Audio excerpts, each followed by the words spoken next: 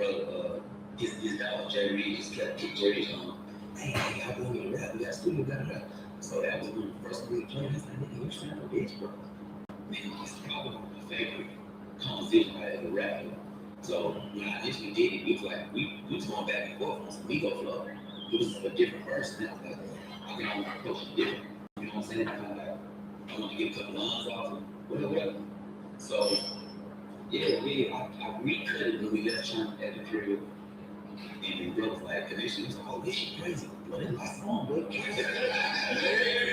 popped it on the week. I said, bro, we got, bro, that shit, that's recently, we were like fighting about some shit. Like, we was damn about to hit about some of these, about like, bro, cut this shit to my song. Like, bro, niggas don't like it, it's gonna be that, just back and forth, but we gotta let you, like, we hit about the shit, like, be cool. But it's all some Atlanta shit, and then, bro, just super, like, passionate about this shit, just like I am. So that's what it's like. It can be friction to ask, and that's how we see that what came on there. Man, you don't call no killer if you're on the body. Yeah. Right. If you call him Bill, you already know what time it is. That record and you on there, I just got a different view than I'm used to. Maybe because Offset in the street clubs I go to is just 24/7. So they hear you in the street level alone too. It's like, okay, we approaching you casual. Yeah, we approaching you around here. That's what I took from the album. The other worker kind of started working in strip clubs. The Miss Patty was in. Yeah. So yeah.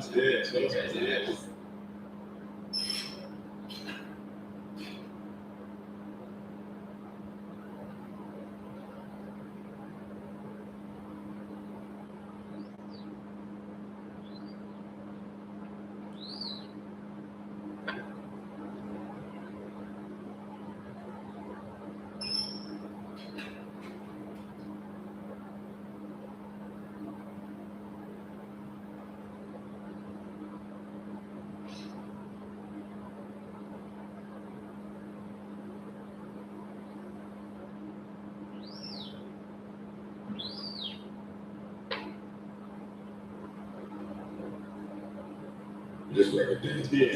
And this one blew way after the album, right? The TikTok trend, then all that shit came a while. See, that's the misconception. We dropped it January of 22. Did that beautiful video initially? Yeah. And then it was platinum by the time the album dropped, which was August. So January, February, whatever, 8 months. It was platinum by then. Then we toured, did the whole tour.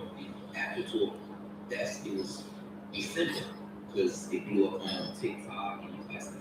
We had like, there's only one song over Mariah Carey and some shit like that, just because of the trend. Yeah. So it just had waves, you know what I'm saying? But initially, it came out pretty good. It was all good thinking. What do you like seeing that impact when you catch something on TikTok? Oh shit, because I don't even have TikTok. I don't, you know what I'm saying, tap in and like that. But to see that, it opened up my fan base. It's cool. I mean, I'm not really heavy social media guy like that, so it's like, okay, the kids like you. I put some attention, like I knew this one would be a flip. I'm here making the shit. I remember we played for real. Bro, what's gonna be your money? It's gonna go. That's really cool, but That's 30 years. Everybody song for me.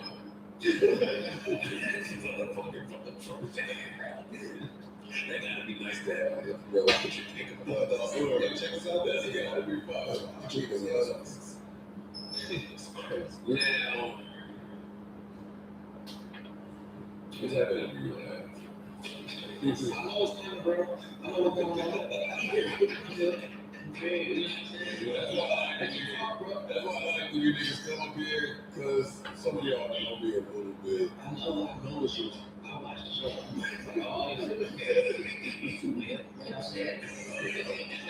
You too, little bit too. You and I talked in conflicts a few years ago. I won't say what we talked about, but you know what we talked about. And that was around that time that, how do I say, trying to be cool. The apology. The cold apology. It's old. It's old. But we didn't talk specifically about that. Not specifically about that. It was timing. The timing. We had timing and how timing can affect an act. Yeah. And since then, just absolute tear and monster. And for me, I'd be like, I wonder if this is related. Because I remember what you said. And so to watch you and see how you execute it, it's like, was that added fire, reading all that? Because I know you all just getting a digital download of fucking reading. This is not. Transform your future with a degree and curriculum that What's so special about having those specialty pizzas? Your taste buds will know. Trust me. They'll know.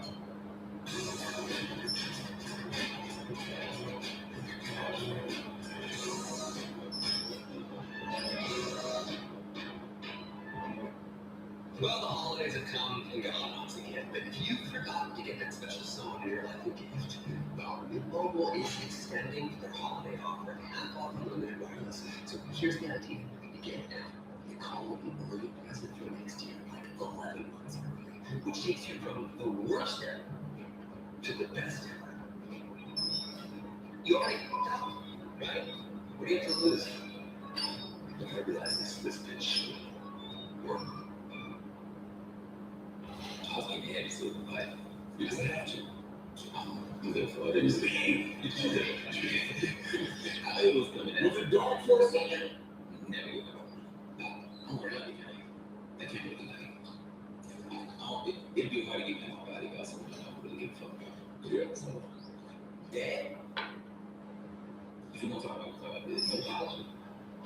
I mean, when you know what's more shocking than apology? It's the record.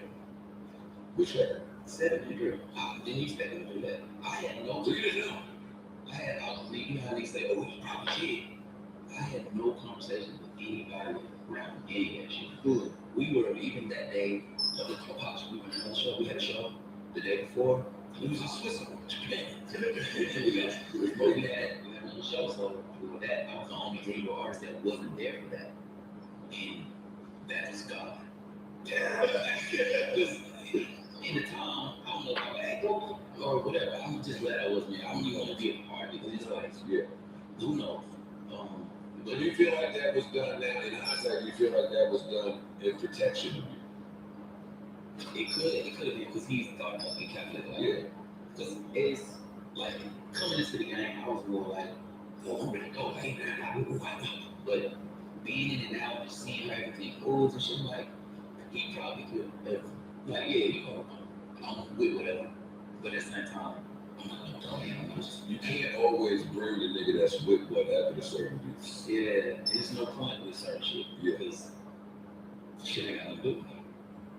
You know, it's not like hip hop, it's like our unique things from where was coming from. Jay, right? It's not that time. It was a different situation. I'm trying to bring my own push stuff over there. So it's like, I really can't be on the phone and like, hey, man, protect you. Nigga, you said I don't and shit. I'm trying to give you that. You well equipped, so if you want to do whatever you have to do, he was talking to do it. Yeah, absolutely. Like, you know, it's gonna bring a different light to the camp. Maybe not even just me, because if you see it in the academic, we have classes and sensitive thing, which is like, gosh, you gotta protect them. You know what I'm saying? Bro, do what he's gonna do. He does that, and it's beautiful to watch a nigga living his truth. Who's really the code. And you know what I'm saying? I'm not mad at him for apologizing. The nigga that is all around, whatever, because you ain't gonna do that. But the songs, y'all boys. I'm no longer mad at the apology for like I wasn't wrong. No. It's still a thing, but at the same time, I'm like, who really cares what Cole do what he got to do for him? Looking at the mudslinging that went on, right? Like when we called Cole on that, nobody knew exactly what was to come. Seeing what came, I don't fault nobody in not wanting to be a part of that. What more was it for? It's a good How did you feel as an MC last year? So I was just fired on there. I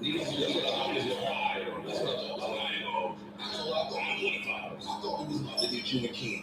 Somebody talked him off the ledge. That's really what I'm somebody talking about. And I was never on no ledge, man. I promise. It was just like, oh, this job. Nigga, when he called me, somebody's getting this. Oh yeah, that but it was a premature conversation, and it was nothing there for me.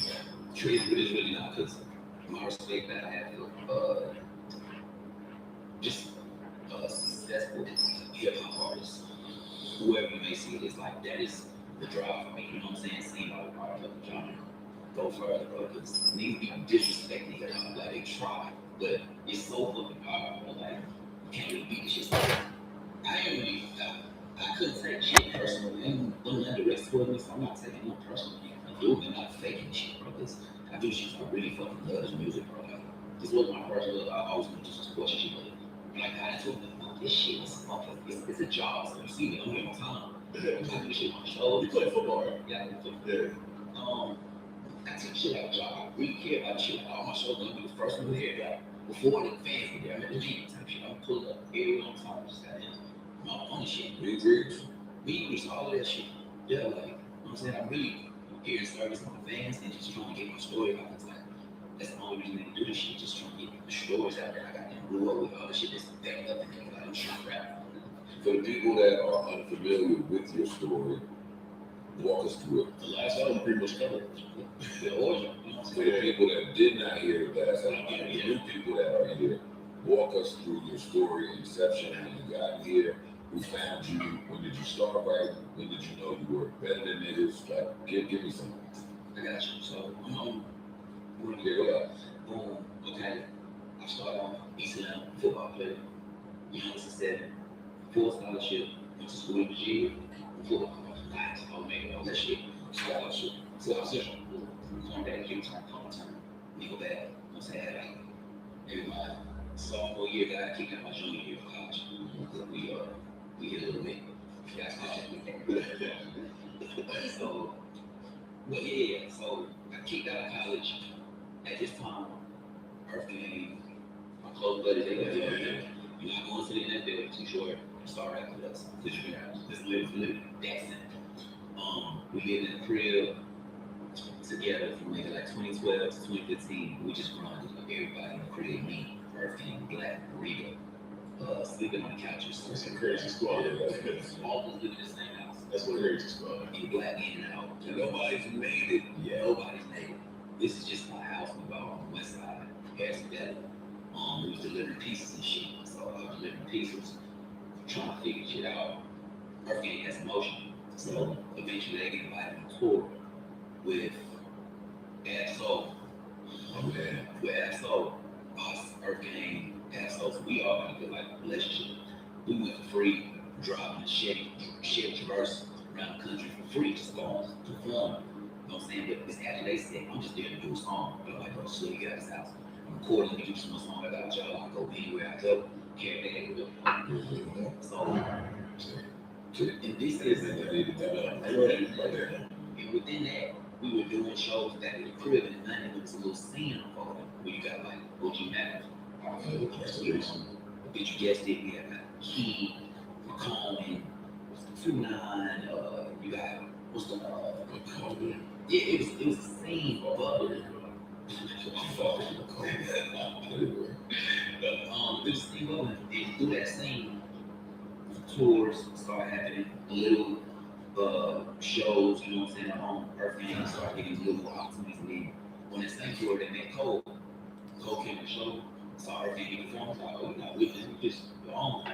Like, yeah. So, from then, I linked up with Sid Brown, who I was Cole was his best friend. I was just giving him music about it. Like, yo, just listen to this shit. I ain't know he's playing this shit for a year.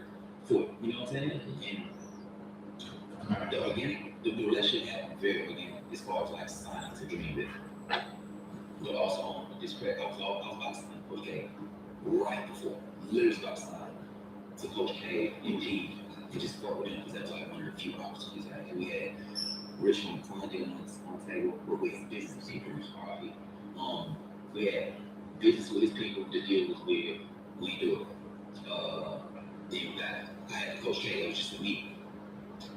Just decided to do that. We didn't call. Why was that deal weird too?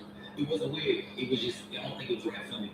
You know what I'm saying? That's a tough call, but Because they was big as hell, everything was moving. Yachty had just, it was something around there. So I made that call. He was rock cold. Like, I'm not trying to do the same kind of music I hear in the city. You know what I'm saying? And I love it, but I feel like when I first pick up the pen, I'm like, no, you're gonna be like lyrics space. I'm doing some big shit, you know what I'm saying? We're calling that shit. At the same time, I resemble T.I. Outcast. I want that to be a part of my life. So right? So I started writing. I always been great writing. Great in school, and then, you know what I'm saying? That's why I went to scholarship shit to good at school. So I always been good at writing. I was gonna be a fucking lawyer. did you have bitches back then? I've always had yes, for sure. I say all the American corner. You know what I'm saying? Particularly now, this is kind of like, I'm living kind of like a black man dream. You play sports, you got my rocks, and now I'm an old ass rapper. This is a blessing, bro. So all my life I've been a nigga. Like, I don't even like it. Say less. Say less. You know, like sports, Say less. you know, right now. You can't even eat that. But I always, I knew my brain was like, you know what I'm saying? Was somebody who used to kind of drive more than my physical body could. That's why it's just, I'm just rap free. I'm just locking in shit. Where we at right now? Where we at? Just your story from start to Pick Coach. And we just started rocking. I've been writing, so I was studying everything. I was studying writing, like all the names, T.I.'s, J, Nas, all of the greats, everybody. I was like, what are these that really do this shit on high level? Let me study these things. It was studying hard for about good 5 to 10 years. I mean, about 5 years, and then I created 3 songs a day. That was my little method. Like, wake up in the morning, you get first look off. If you do that 3 times, you done by 5 o'clock. You want to do what you got to do the rest of that. And then I had a job within it. So, and I still do that practice. So I try to get 3 days when I got the time. First hook, goes on the next one. First hook, goes on the next one. First hook, every single one. Are you good about following it up? Are you good about following it up? Because a lot of people do that, but they don't finish that. No, I finish it. If you got legs, I follow up for sure. And that's just like practice of how I got into it. Like repetition, writing, do different styles, and figure out shit. Because I try to be versatile, nigga the same thing. There was some kicking the shit back all day. We just go practice. What do you do when you're uncertain about that or uncertain about a concept? You got something, you feel like it could be something or it could be trash. Let me take this to my core group. Yeah. And like, what's that like? How to hash it out. Yeah. And how many trusted ears are in that? It's a good 4 or 5. Yeah. Good 4 or 5 years where I'm like, yo, just your legs, like how we feel about it. But sometimes I'm a good strapper. Like I strap a lot of songs that I probably shouldn't have. Yeah, if you do that much, Yeah. numbers gonna say you're gonna scrap. You ever go back to the garbage and like, oh shit, so I ain't gonna pull that back with your music. Yeah, that happened with a song that's on his album. You know what I'm saying? What's that? Yes. I did. Let's talk right quick. Yeah. It's been I was a huge fan of your last album, and I was kind of worried you're gonna be able to, you know what I mean? You did. I went maybe 2 months ago. I'm like, yo, Jay's on the way. Like, I had high expectations of my album. Listen before you heard the album, and I'm like, he did. Yeah, you did. Yeah, I'm going to make my purchase and do my deal. Just I got questions. We're gonna wait. Yeah. I might be able to put me in, Listen, we absolutely love you. And feel free to have whatever you want. Whatever you want. I want to share the story. I want to know your favorite song on the project and what was different between recording this project and last. Will this be like that tomorrow? This just comes out when that. We can talk shit. We good.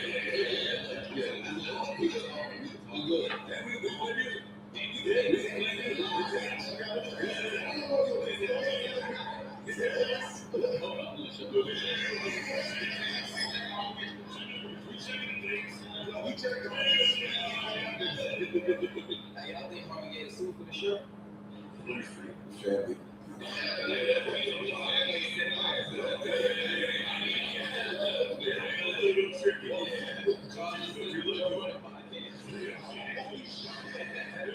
every single thing. Oh shit. Oh man, Lord knows how you walk, boys.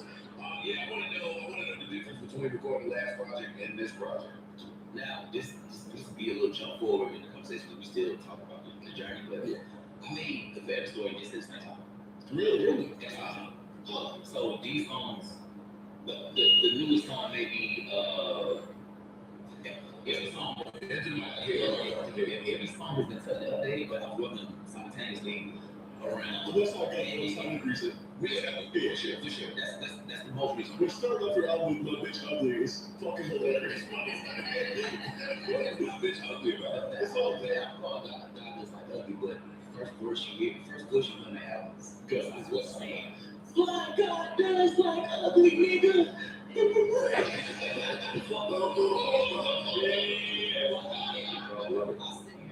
Yes. Yeah, I told Brad to crib, my brother was real. Boy, this shit. Oh, you really like it? It's really the most. Look, bro, the confidence is fucking beautiful to watch that shit happen in real time and see how he feels about himself in his life. I love that man, bro. I love what's out You hear that everything he does. Everything he fucking do, and I love people that just stand in their grace and just living that bitch. So watching that nigga record that intro for me, bro, it meant a lot to me because this album, the name came from my grandma. My grandma passed in 2019. She something crazy happened with her. She like, damn, God does like ugly. She like, you should name that one of your albums. Damn, bro. I love the grandparents. You forgot The name came from my grandma on my mother's side named the album. My grandmother on my dad's side named me J.I.D. You know what I'm saying? So it was really like some ancestors, some like real spiritual shit that come with with the music, as far as how it was in the spirits. Yeah, bro. I mean, it's just the way it's talked about.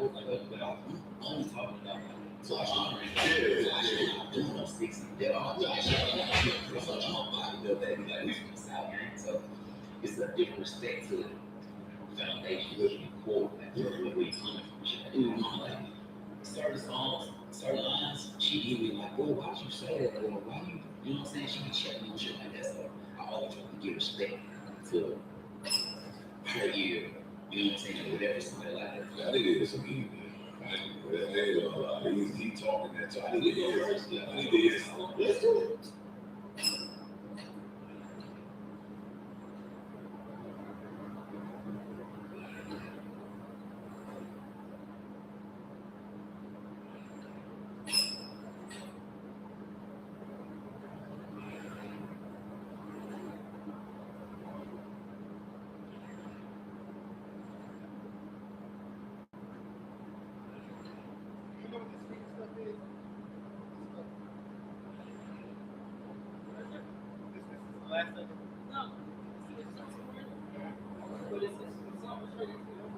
That's what I was asking.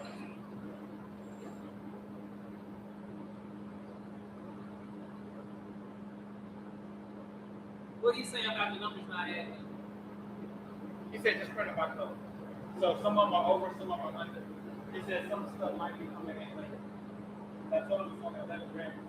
But it's more voices in 10. So I didn't even count the rest of it.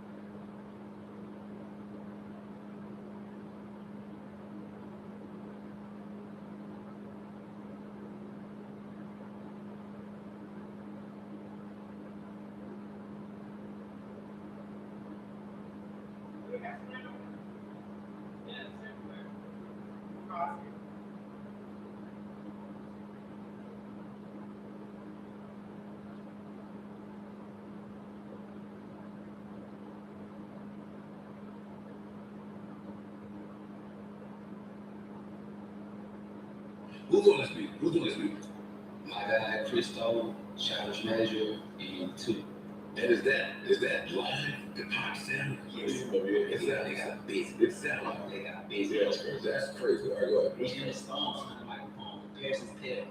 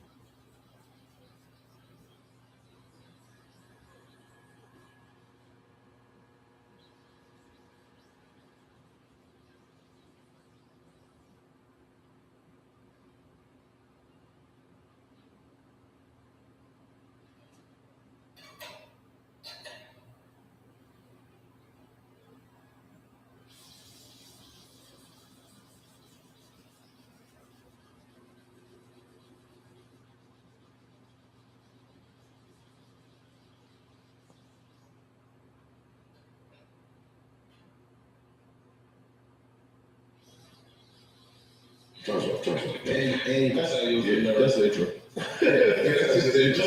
intro. it's on track one. Who the hell let you start that like that? We had to get it right. That's fire. That's fine. That album is incredible, yo. How many tracks? What is it? I got 15? Yeah, 15 years. I've been one on Monday that we just had to do some DSC, some special shit with Anicia. That Vince verse? Hey, I need to know about the community record. How that came about. Woo! That's what I would do. yeah. We got Alex on that. Both. Are you talking now? Yeah.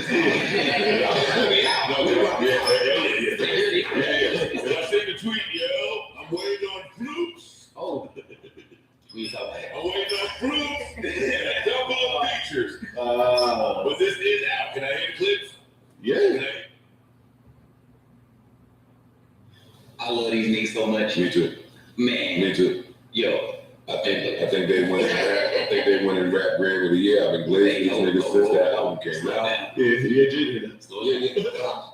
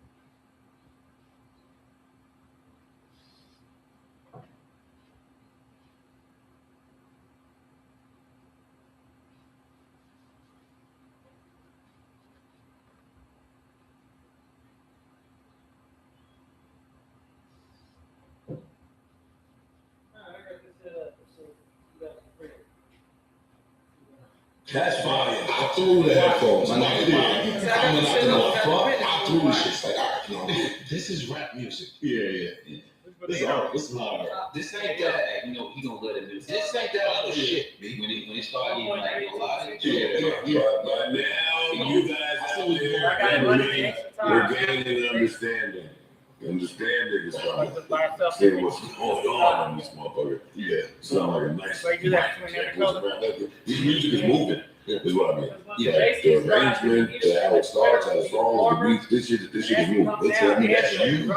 Make it move. Yeah, for sure. I definitely. I have to turn it down from 1.3 to like. Of course, correct. I try to keep the music Depending on how dry. well Jittery ass you niggas, so sometimes you gotta have these breakdowns in the middle of the song. You gotta have these deep tones, and then I start fucking verse off screaming and shit. Like I'm just trying to figure out different methods. I ain't gonna sound like. How do you go about getting that? Like, you send it back to the producer and have them add some shit, or you bring people in and do it yourself? I bring people in, and we all do it together. I mean, like you said, it was a game of folks. Like, hey, no, let's take this here. But this beat is from, like I said, it's 2019. Specifically, I put them on it this year, but the most of the content from there is older. Even though I don't give a fuck about the issue, you would think I wrote that shit right after the beat. No, that shit was just there. You feel like a lot is riding on you with this project? If Cause like there's a bunch of Atlanta niggas that's running around like this shit saying, it's him. Yeah. It's not us, it's him. Mm-hmm. So I feel like there's more eyes, there's more ears. It ain't just us lyrical miracle niggas that's listening to that. Yeah. Like, do you feel any pressure with that? And if not you, any of the people standing on the side feel any pressure? No, it's definitely pressure if you want to be greatness. It's something there that you have to got them lean into. So I would say it's an energy. I feel, but I wouldn't say it fits like, like you know what I'm saying? Like, I can handle it, bro. I can can handle this so pressure. I'm prepared for it. Like, you know what I'm saying? I've been waiting for this moment to even have this many eyes. Like the blessing from surround sound, the last probably me telling my origin story. You can only tell that shit once. So this project had to have a different gumption to it. So I'm glad that I got a chance to work on them at the same time, so I can know they're gonna be polarized. You know what I'm I saying? think that's crazy that you said this at the same time. Yeah, that's unbelievable to me. Yeah. It wasn't easy though. I'll say that. I also the 8 samples from this project got denied or just like not. I'll give samples and little stuff, but so some of the music, I'm glad you liked how it's driving because some of the music changed so much. And within this, I made probably a bunch of songs for this project. So by the time this God is like Ugly Air is done, I'm gonna drop most of it. I'm trying to get at least 50 to 70 of these songs that I got out, including like the album and all the stuff. We did the pre-lux and all of that shit. Like, so I'm just trying to get all These snippets is reminding me of when Killer Mike came up here and played some shit from his Grammy album for the first time. And like, oh shit, he about to fuck niggas up with a message. Which ain't good, just good vibes and music rap and good music. Come on.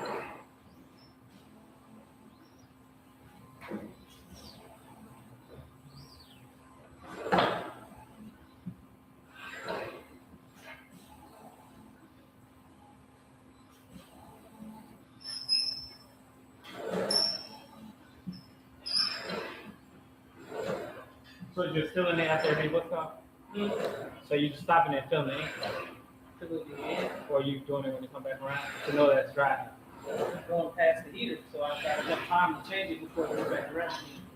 But it'll be right.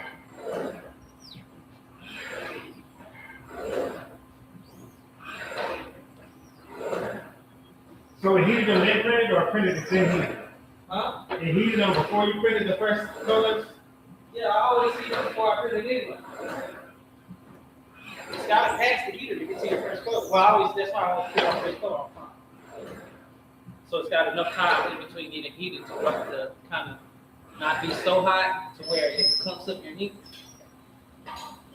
That's why I always Hey, yo, dog, this is 1990s New everything York City coming off rap. unless it's my last color. from And then Southern. you need a cycle where there's no heater. Everything Man, goes That down. was still Still got to worry about that last. The heater's on I too. love that nigga when I see him. So if This I is use that first slot piss me 3, off so much. it's coming directly off of the heater off the 2. Man, Let's let's clump go. up that. Sitting there. Yes, I do I'm one not leg gonna cycle glaze down. anymore over here, but God. Don't even use the word. Don't use the glaze word. Yeah, because honestly, it's deserved. It's deserved. It should be there. It's overdue. More niggas should be paying attention like we are now. I just keep thinking, man, was this nigga always this nice? Yes. Yes. Maybe when I was in the field, I wasn't looking at it like that. But now That's confusing their vocals. You probably thought that was pushed. maybe They got similar tones. Madness is unbelievable to me as a 52-year-old man. Yeah. Really. I can't wait to dive into this. The Vince Staples version, that might be his best feature ever. PCR. Vince, Come on, that's bro, my boy. Put him on there, bro. And man, yeah, that's my motherfucking dog. Who is featured on this? You got all my niggas on here. Yeah. Ty Black, Ty Dolla $ign, Black, Jesse Reyes, I love that record. Don Toliver's on here. Earth Game's here. I love Jesse Reyes. We speak Spanish. Yeah.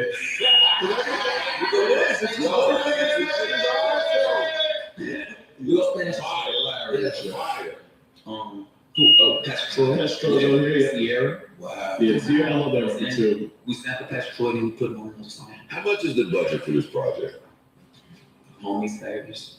Nice. See? Homies favors. I didn't have to spend like millions. You know what I'm saying? I paid niggas for their work, but I ain't have to go crazy. It's like good relationships. Good to have good relationships. Pastor Troy, we go to the Fox game all the time. Sit next to me like, hey, I'm sorry to hear that, yo. I'll leave you.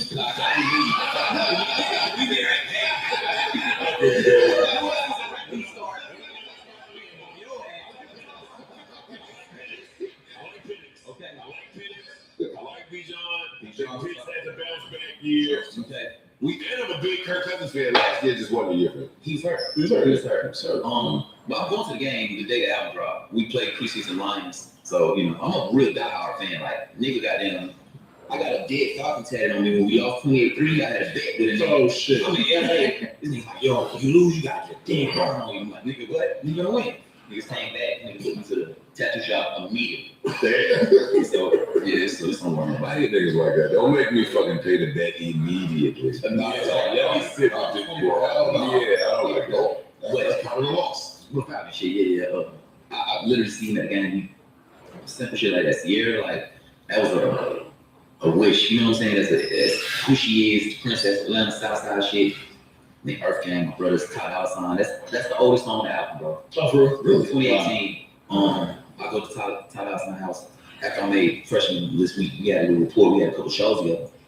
Walking the house, Todd walking around with a guitar, shoes off, just beautiful crib, little fucking pugs running around. I'm like, what is this the industry? He starts singing, bro. I'm like, oh shit, this is fucking Todd House. Bro, he put the guitar down, whipped his ass in the pool, and ping pong one time. Then we started working on the record. 2018. Some of the stuff changed from it since then. We added black to it. That's one of my favorites too. I think my vocal performance at the beginning is pristine. What's up with Black? Not like you would know. I can just call Justice. So I would know. What is up with Black? Beijing had baby.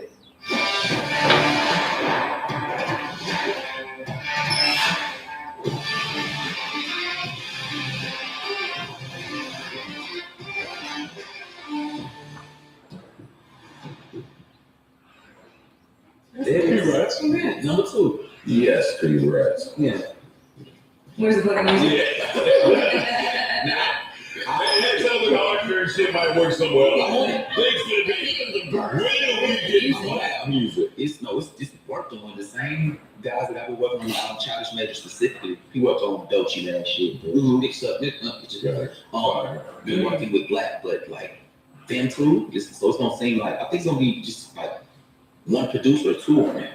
But the new stuff is crazy. I'm on it. I cannot wait to hear. It's fucking ridiculous. He has. I'm saying. I said he had a second child to say the emotion and the words he's using, the way he's singing is. I've never heard anything like that from Black. Well, we miss him. Yeah, Of course. And he's one of them guys that whatever's going on personally is going to find a way to do into the music. So I cannot wait to hear from Black. I think it's been too long. Just know I'm waiting for you. Your favorite session on this project was what? It will be between two. The Jesse Reyes session was the most tedious shit in the world. That lady is crazy. I love people like that who are crazy about their art. So we do the song, but it comes down to the end when we start singing Spanish. Yeah. Of course, I don't speak Spanish, so we come back to the studio at least 10 to 15 times to get the dialect and just Spanish say different enunciations, and it's all different. She's Colombian, so it was a different experience. Like she's calling her fucking abuela and shit. Like, how do we say this right? How do we say this? I'm like, this drop song. Like, let's put a song out. But the way it was so tedious and the way it came out, I was like, yo, I appreciate you. That was one of my favorite ones. And then, damn, what's on that? That's when you know you got a lot of music. Bro, it's a lot of shit on there. I feel like you must love the letter to your friends, fans, record at the end. Yeah, for sure. That's the letters to super- my fans. super authentic. Shout out to your fans. Are you cursing fans? I know saying thank you. No, I'm saying thank you. Fuck. Tell them still usually cuss them out. I cussed them out a little bit on the first song. The record said, but no, that was probably one of my favorite. Like, all these sessions was crazy, son. I ain't gonna hold you. I had a good time working on this album, but it was super stressful. And I lost a lot of people in the input from the last album. I lost maybe 8 close friends. This family shit. My brother, To the Lord? To the Lord. To death. And then my brother, I'm sorry. who I speak about on Never Story, I know you know. I say on Never Story, I ain't meet that nigga till I was 16. You know what I'm saying? He been locked up at 16 until I was 16. He's back in jail now, so I said this on a couple of interviews because this shit heavy on my heart. he's been in jail longer than I've been alive. And when I got older parents, so watching my mom deal with that, her first son, and then when you in jail, it's like your whole family's in that bitch. It's like they're in there with you. And me being the youngest, but I'm a little more successful in financial aid. I'm helping out with these things, but I'm not trying to do too much because in Atlanta prison, like if they find out, oh, you left, they gonna try me. Like, I can't help my niggas in jail. It gets shady, bro. Well, eyes on me. And I don't want to speak to I get it. because I don't even tell them. I get it. I don't want to say, oh, you bro. I get it. They try. Like, Yeah.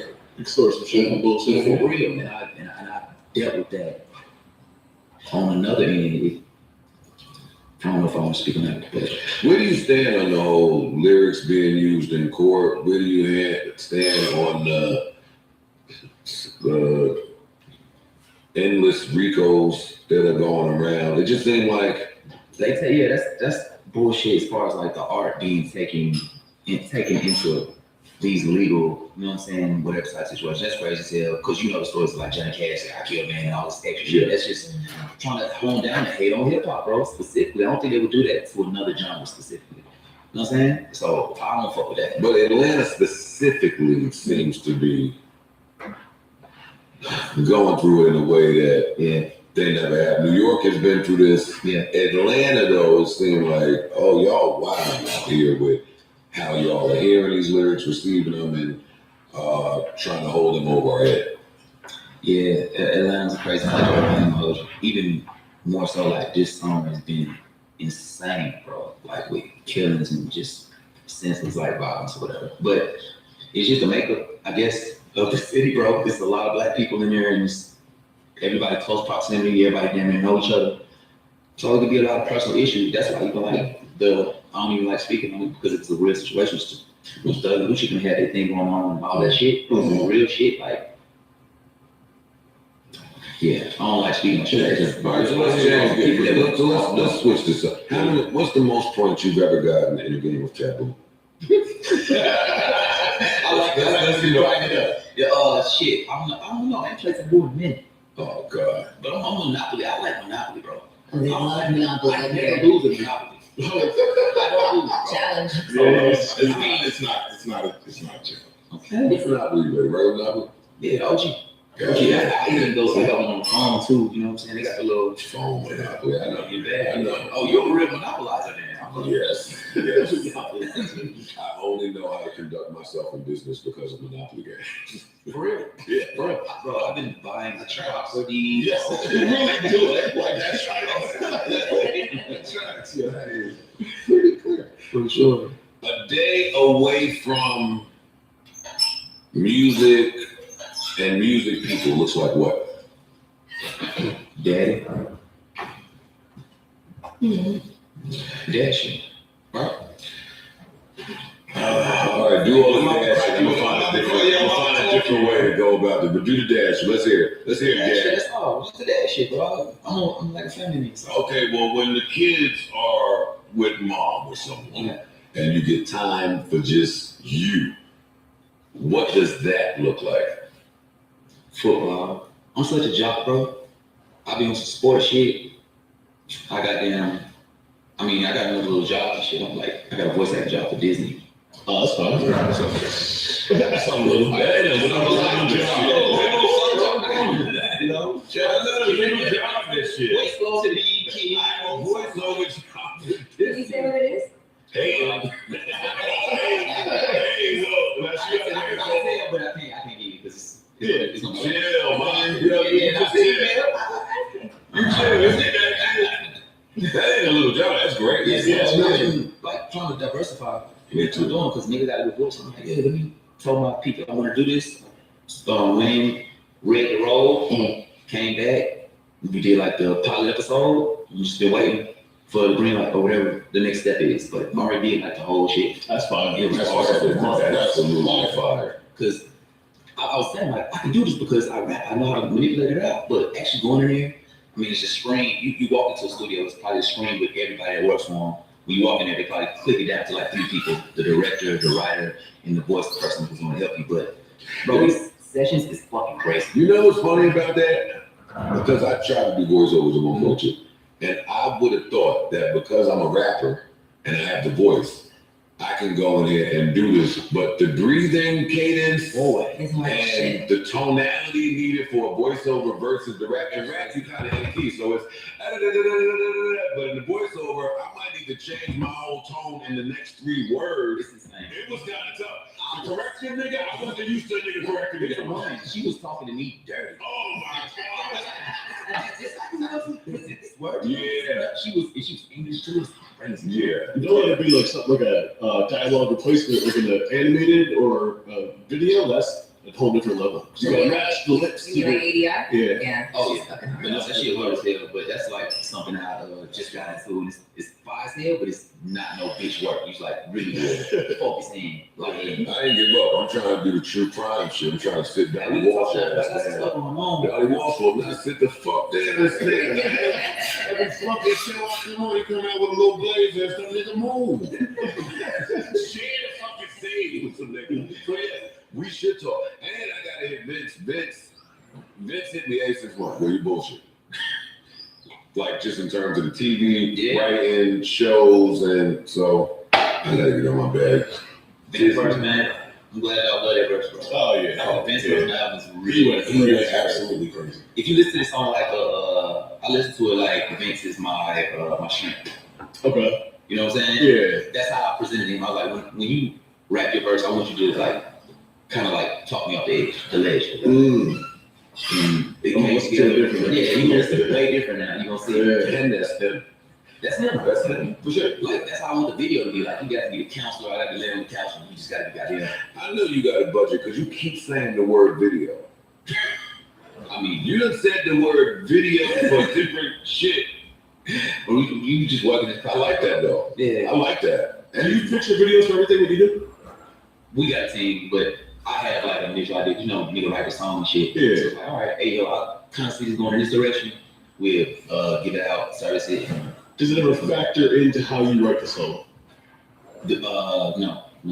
It's always like product first. It's always like, let me get the idea of the song, make sure the production, the composition, everything right, and then we go on to the next stage. But I don't try to like overload myself with like too much. I just know some people that are very visual, Yeah. and they're like, "Oh, I can see how this will go in the video. I actually want to change this line because it would go better with this idea I had." I do that with performing. Oh, I know they're gonna sing this part. Right. Right, you know what I'm saying? Or my little pop is like, oh, this is what they're gonna like right here. Right. Yeah. That makes sense. Tell me about the last time you dealt with feeling spiteful. Oh, that should be yeah. Like when you say spiteful, to like in what regards? You know what I'm saying? Like In the definition of on the some word. rap shit, like I want. Not this music shit. Just you as a human dealing with, oh shit, I'm feeling spiteful right now. What am I gonna do? The last And did you act on it? Because you good-hearted, good human niggas, y'all come here. I want to hear about the bullshit. So no, I'm a real hands-on type. Like I feel like I'm a man's man. You know what I'm saying? Like so, if I feel spiteful, I address it. I'm not like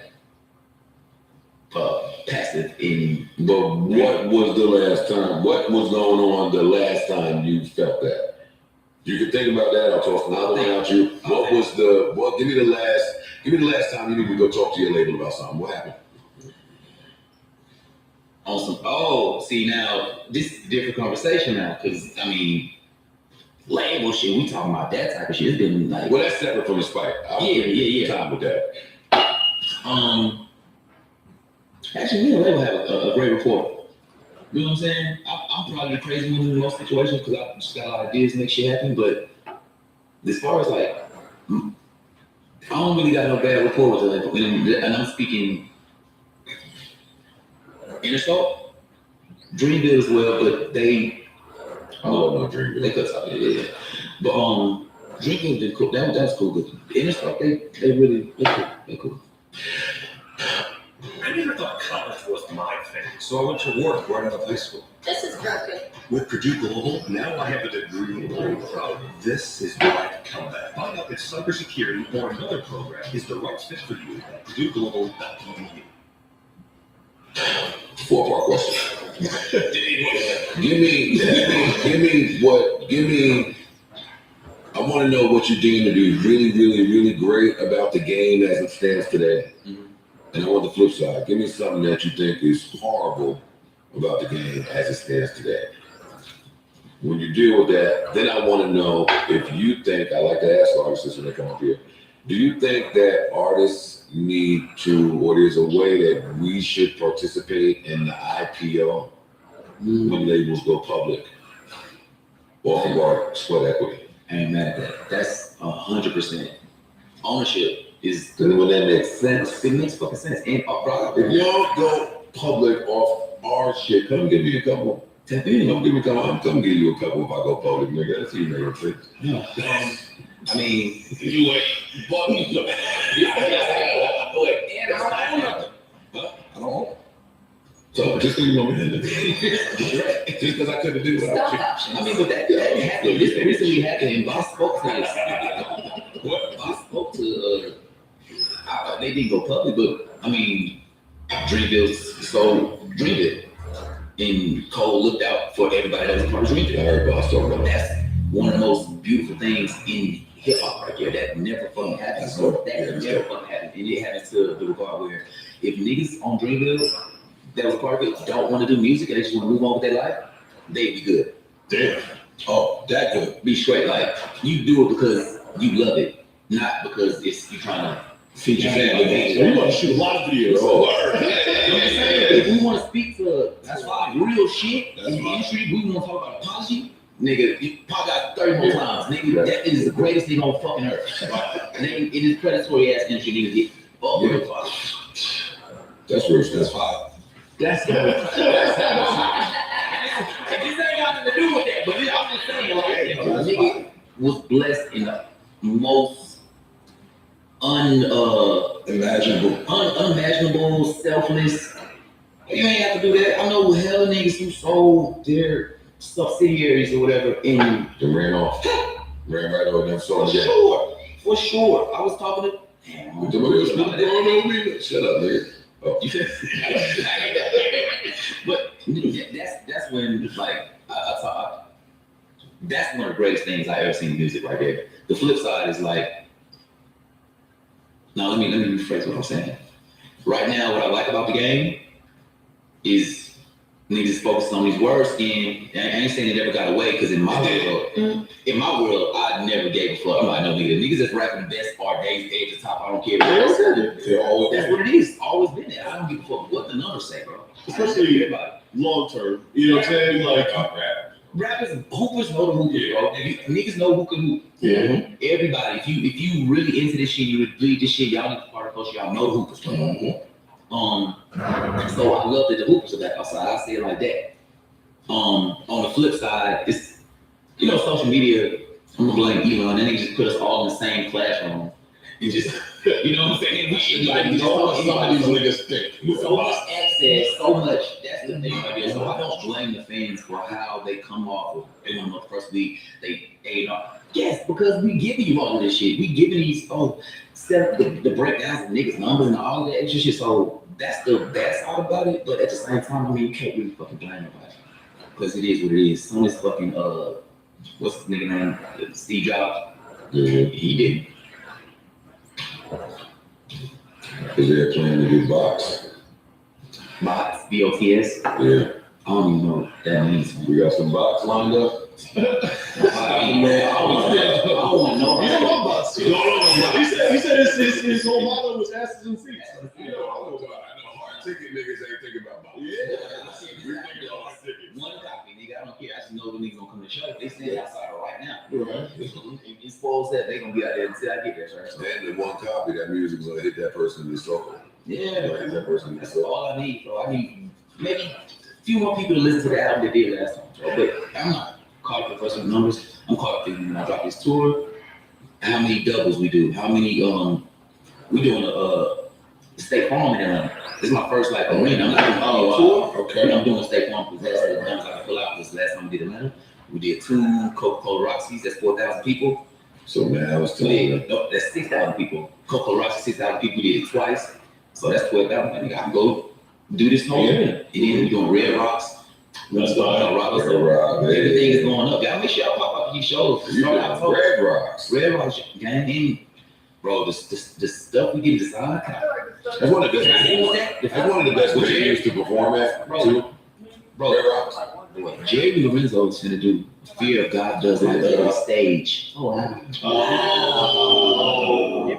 For some of these bigger dates, and we literally planning that right now. That's the same works, but we taking everything to a high level. Because, like I said, I've been being intentional. So I just had to get that origin story out to get to a place where I was just Your really merch is gonna be Fear of God. there's like a the stage, nigga, like a but merch. Not the stage.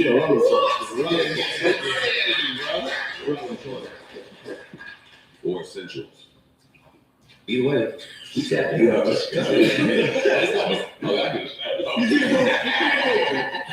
shout out to Jerry Lorenzo. That's my guy. Nigga, you talking that talk. It's where it needed to be. I can't make my you and reason jokes no more. Why not? Come on, You're a piece of shit. Yo, you are. You're a piece of shit. Something is wrong with you, son. She's being shady. She's being shady. That's my man. I need to know the shade. You know that fucking back then, maybe pre-pandemic. Yeah. It was a thing. It was Reeves is over here, Jid is over here, the 2 young guns. They both could rap, both putting out albums and music, but you've created the separation. Yeah. Yeah, I can't make my jokes no more. I heard that. How do you feel about that? Did you know that? I don't really be paying attention to shit like that because I was just with Reese and that. I was just talking, hanging the same way. You know what I'm saying? Reeves, I love you. We love you, gang. And Reeves already know, because he was the main one. He was his competitive ass. Now he just got shut up and let niggas. But he's still cooking dope though. You know, I'm sure he is. And I'm sure he's happy doing it with his situation, independent. Listen, if you're willing to work, you'll be fine. What else do I have for you? Give me the biggest misconception of JID today. Like audience-wise. You know what's so hard? It'd be hard for me to gauge what's real and what's not real. Because when I see my fans, it's that. But the internet really can't give me a perception. You can't really, you don't count y'all know there's no face here. They just said No something. face like a punch on the internet. They just said something like 50% of the interactions on the internet are bots. It's so scary. Yeah. I took my head out of it. I'm out of it. I can't even really tap in until like, because at first we thought it was like communities of people. Oh, we get closer with that. Yeah. Now I'm just not sure about anything. So it's like, great, I try to make that connection. Like even my fans say, yo, go to my email. You know what I'm saying? Let's have a straight consumer to direct to consumer relationship as we can, because I can't sit through I can't drop a what's the name and be like, oh, who likes this song? It's gonna be somebody that give me shit. It's gonna be somebody that thinks it's great. I don't know. I don't fucking know. All I know is asses and seats. That's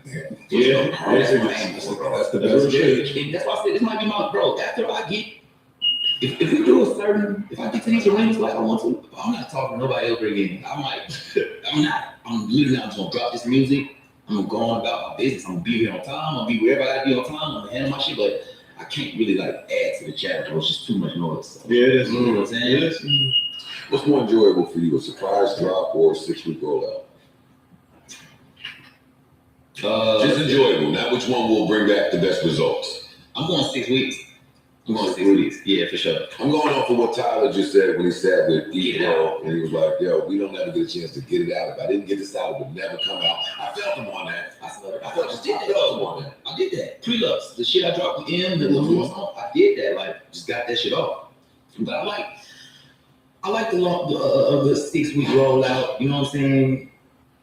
I'm not mad at that. This shit that you and the Clips and a few niggas today, even Tyler, is doing with being intentional with who I'm making this for and how I'm marketing and promoting this. I think that's a new thing. Even if it's an old thing, Like It's kind of a new It's a thing. new old thing for sure. It's coming back and it feels good. It's refreshing. It should be how it's done. it's catering to your people. I'm That's not really trying to cater to niggas that don't want to hear the shit. I'm not making this album for you. And that's the thing too. Social media makes you think everybody has to like the same shit. And I'm not even a nigga that like a lot of people. So this music is not gonna be for. It's gonna be for the ones that understand the shit. We only going for the shit that concerns me. I'm not It's chasing right back to to the the Metro album. Yeah. Right back to the Metro album. Oh, when he said need you walk in. Yeah. Okay, yeah. For sure. I was just with Metro last night. That's 100%. 100% right. I fuck with regional shit. That's why I have like I got a different cast on the album, but I have fucking Atlanta. We got that's true. we got Snare, you know what I'm saying? Black. Like I've been kind of doing that shit. Anicia, like I've been kind of doing that shit. What's the highest bowling score you ever got? I took a bowling class in college, so I busted here. I get a buck 50 or something. Consistent? Yeah, buck 20. I just want to know his highest score. Yeah, that shit. Okay. I don't know how, but I definitely got there consistent. 150 somewhere, man. Yeah, somewhere around there. Okay. What else do I got for this nigga, man? At the moment, I was still digging. I'm still digging. You know what? Cause you dream bill niggas be trying to have good hearts, but No, bro. This is crazy. Don't group us all. You can't group us all. I'm from Atlanta. I'm sorry. You can't group us all. Because you'll be grouped with. Who would I be grouped with? Your squad, back in the day. Slaughterhouse? Which one? Slaughterhouse. If one nigga say something, hey, Joe Butterfield. Who be with him? Who be with my guys? Nah, we got different perspectives. Because, bro, I'm a little more like out there, you know what I'm saying? And I would say like most dreamers. I'm a little more wild, like you know what I'm saying? I'm from the city, I'm from Atlanta, so I have a different like thing about me. I feel like I don't think it's all the same, so we don't think the same. We got similar things. Like I rock with them. I love that collective, but I mean, yeah, people. What metric would you or your team need to see to make you take a step back and be like, oh shit, this is out of this world. We wasn't even thinking about this. Hard tickets, streams, and you sold 2 sales. If I did 250, I'm jumping off. I don't trust people even care about these days. If you do 250 all us or just We are 250. Well, I did 31 last time. 250 is I mean, That's good though. you feel me? First week, but that rank was good. that's good. That's good. And that was coming off of like I feel like my profile's bigger now. It is, for sure. As long as we do better than we did last time, that's what I mean. But if we do something astronomical, like we gonna celebrate together. We gonna get in for sure. Yeah, no, shit. 31 is great. Yeah, right. It's not bad. And then especially kicking what we kicking, it wasn't the most popular like project, but it grew with time. You know what I'm saying? I think that's why I work on it as long as I did, because if I could sit with a project as long as I have like this one specifically, and I still love music, when I put it out, I know it's gonna stand the test of time, because I get bored with shit fast, and I don't like shit sometimes. Like, I change. Mhm. Everybody changes as a person, so yeah, man. Who's your favorite rapper right now? Not named you. Y'all, you know I was coming. Not named you. Not named you. And you wouldn't be wrong. I love Earl, bro. I love Earl Swisher. I love that bro rap. I don't know. He's like, I feel like his mom was like a teacher. His dad was like a writer as well. He's like Bron and Serena, like had a baby on some artist shit. Like, you know what I'm saying? Mm-hmm. I think I love the way his pen is. Rock Marciano, I love his pen. Rock, yeah. He dropped on the same day. I love. Who else? This nigga said Rock Marcy. You know he's a little. Yeah, bro, he's a sick individual. Damn, yeah, I'm fucking with him. Mick Jenkins is probably one of the greatest hoopers. I'm talking about rap. Yeah, it's like, Oh, okay. His pen is insane. Bro. For sure. And I'm only saying that because me and him building, we got them seeing each other shit like that. So that's one of the artists. I'm like, oh, yeah, you one of my favorite writers in this motherfucker. You can really do this. It's a few guys, but I'll set them through right now. And it's not even like the most popular niggas, but you know what the fuck I'm talking about. And your least favorite. It's a trick. That's a trick. It's a trick. It was a trick. We don't have to do that. We don't have to do that. It's too much good shit, too much positive shit going on. To focus on the black niggas, and that's why. Hey, that niggas just happen more. Where niggas is whack. Yeah, exactly. Let me see. What else? People want to do more musical block and everything. It's like a whole kind of Yeah, we be doing all this other shit. So, for sure. I love working with them. Like family, bro. We got shit out of mud together. The fact that all of us have our own separate careers and we able to like function, do our own tours, like bro, we sleep on the same couch, sharing fucking domino pieces. Y'all do that too much in Dreamville. I hear that story too much. We got the same studio. No, Dreamville, gang. This is before that. Pretty sure this is 2014. I ain't never do that with you. We sleep on the we get out the mud. The niggas is already good. Them niggas rich as fuck. I walk. You bought a studio house, niggas? Niggas rich as fuck. So you can catch up to these that day. Like, I'm trying to get what Cole having that shit. Mm-hmm. You know what I'm saying? Having that shit. So, I'm trying to catch up to all the niggas that's up there. You know the niggas' names. You know their ass. Look camera. We don't know their names. We know the niggas at the top. Whoever's selling 100 plus, whatever. Whoever doing more numbers, whoever doing better. Like I want the spot. Whoever's doing the shit. You know what I'm saying? I'm just going for it. Not even on no like got a beef. It's like competing. You know what I'm saying? You can get on record, compete with niggas. You can just make a better album than a nigga. Niggas just don't know. I'm literally trying to just see how far I can take this shit, whatever this shit is. You in a great spot for it. I'm trying to get this shit. You in a tremendous spot for it. Give me something that happened in music last year or two that totally took you aback. The beef. Right? It took me back. Yeah. Everybody, I feel like everybody was taking it back by that. Not like I don't know. It depends on how you take. But that was it was good for it was good for some reason. But it also started like a wave of like, oh, everybody want to beef now because they see us. But that's the wave that I didn't like around it. But I like. That's inspiring. It's just fucking inspiring, bro. And I'm aiming for Billboard shit. I like how like them songs going like to the top of the charts. Like that shit was beautiful. It just shows you like the power of hip hop. You know what I'm saying? The power of that and really writing and being serious about your craft and shit. And where this shit could take you. You can change your fucking family legacy. You know what I'm saying? You write the right verse. That part. Yeah. The right verse to feed a million families. The right verse, the right 16, 24 with it. One song, Change your fucking one album. Jay said that. Yeah. Man, fuck up the game. Yeah. I'm in the strip club the other day and Not Like Us comes on. They let it play the whole song. I feel like they do that just because I'm in it. For real. They be like, oh, I told you. When you get to the last verse and I'm in there and I'm listening and I'm like, yeah, dog, I never heard so much substance in a diss record. Like when you get there, we got that change. It's like this nigga's a real lunatic to show all this shit in here. And the bitch is still dancing there. Well,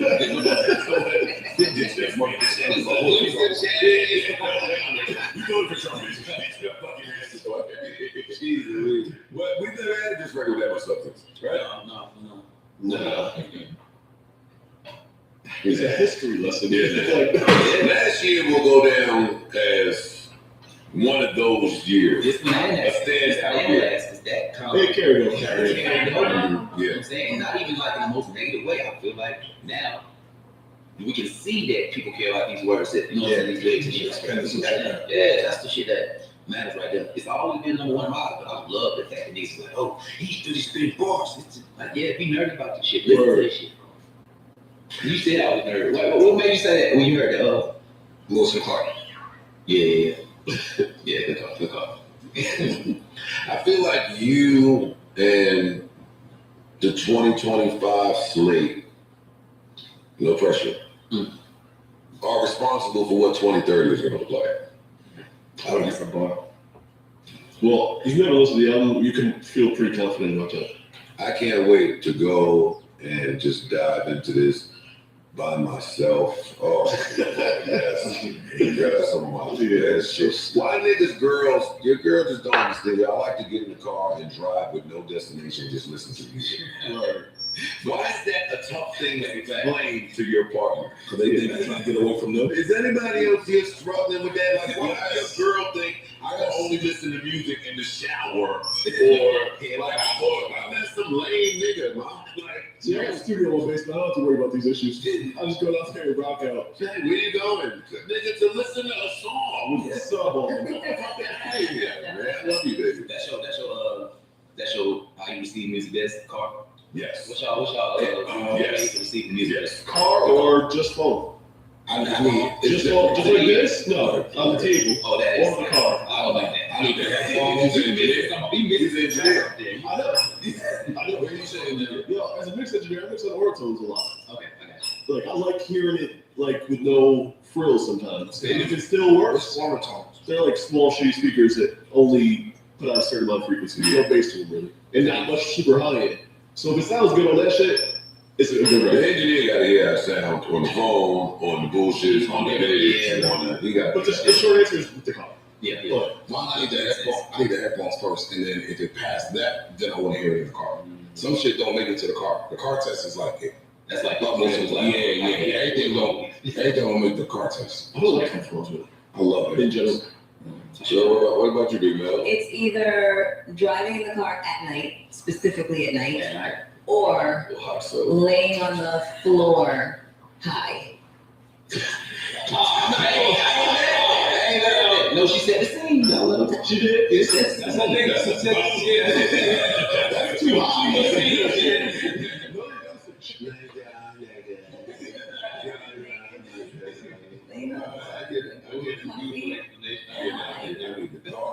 Give me the car, the strip club. Yeah. Ooh, strip club. The clubs. That's a They're big cool. Man, Yo, back then I used to go out. Listen, when fucking Kanye dropped fucking the mother thing, salute the Yeah. I remember us leaving the house. We was 45 minutes away from the city. We went to at least 3 different clubs with the record, if they didn't have it. For real, because sometimes the DJ ain't on what just dropped. And this is And this is before, pretty you gotta have it for, hey, I'm on here. And made them play it so I could hear what this was like. Oh my Lord. Yeah. No better feeling. And I remember this is my experience with different songs. Like in the club, 50, I remember going to Fox's. We went right to Fox's in Jersey City and they played it 30 times in a row. Like I just like that attachment that we have to the frequency. It's the communal energy. Yeah. It's It makes all of us feel like at the same time. yeah, it's important. It's important. Do you do strip clubs? You remember that? For sure, freedom. But I had a real thing, I got a big thing. My sister was true, so I was like, I ain't gotta go. Earlier, like my series, some shit. How old is she? Yeah, we don't get these. Nah, so that's the way it's all from the last shit, bro. Like, it's so close knit, it's like you're a contractor when you're a stripper, so you can work at this here, spots. But yeah, y'all should come. I'm telling you, bro, Atlanta strip clubs is the best. I'm really trying to get to Miami and Texas, but Atlanta got it, bro. We went to that Miami strip club, booby trap shit that we talking about. New York boys when we just died out there, West Man, I'm talking about Cheetahs. Yes. 5-star restaurant inside. Yes.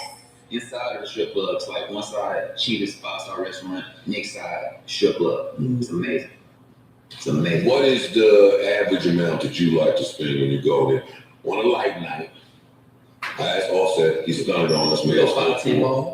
Easy motherfucker. I do well. Nigga, that's the light night. What's the heavyweight? You can get shaded. You can They get get shady. The craziest, the most probably was I say $100. Oh shit. Not all me though. Look a lady. But you pulled Out of the 100, I bet Shit. you little fun. They want in there, hey, water. I don't do that shit all the time though, because I don't blame you. I'm actually like very cheap, despite how I look. I'm very You cheap. don't look cheap. Yeah, I'm frugal. Not cheap, I say frugal. I'm 5'10" ball. Frugal. All right, so what's the most expensive gift you ever bought a woman? Shit, that's one. Ooh. My house. Oh shit. Yeah, y'all in Atlanta. It's not a woman. I don't know. Yeah. So why are you saying? I was about to ask him For clarification, Yeah. that was your woman. Yeah, for sure. It's not true. I didn't say it. I want to know the most expensive. Yeah, we always try to shoot somebody there. Fuck out of here.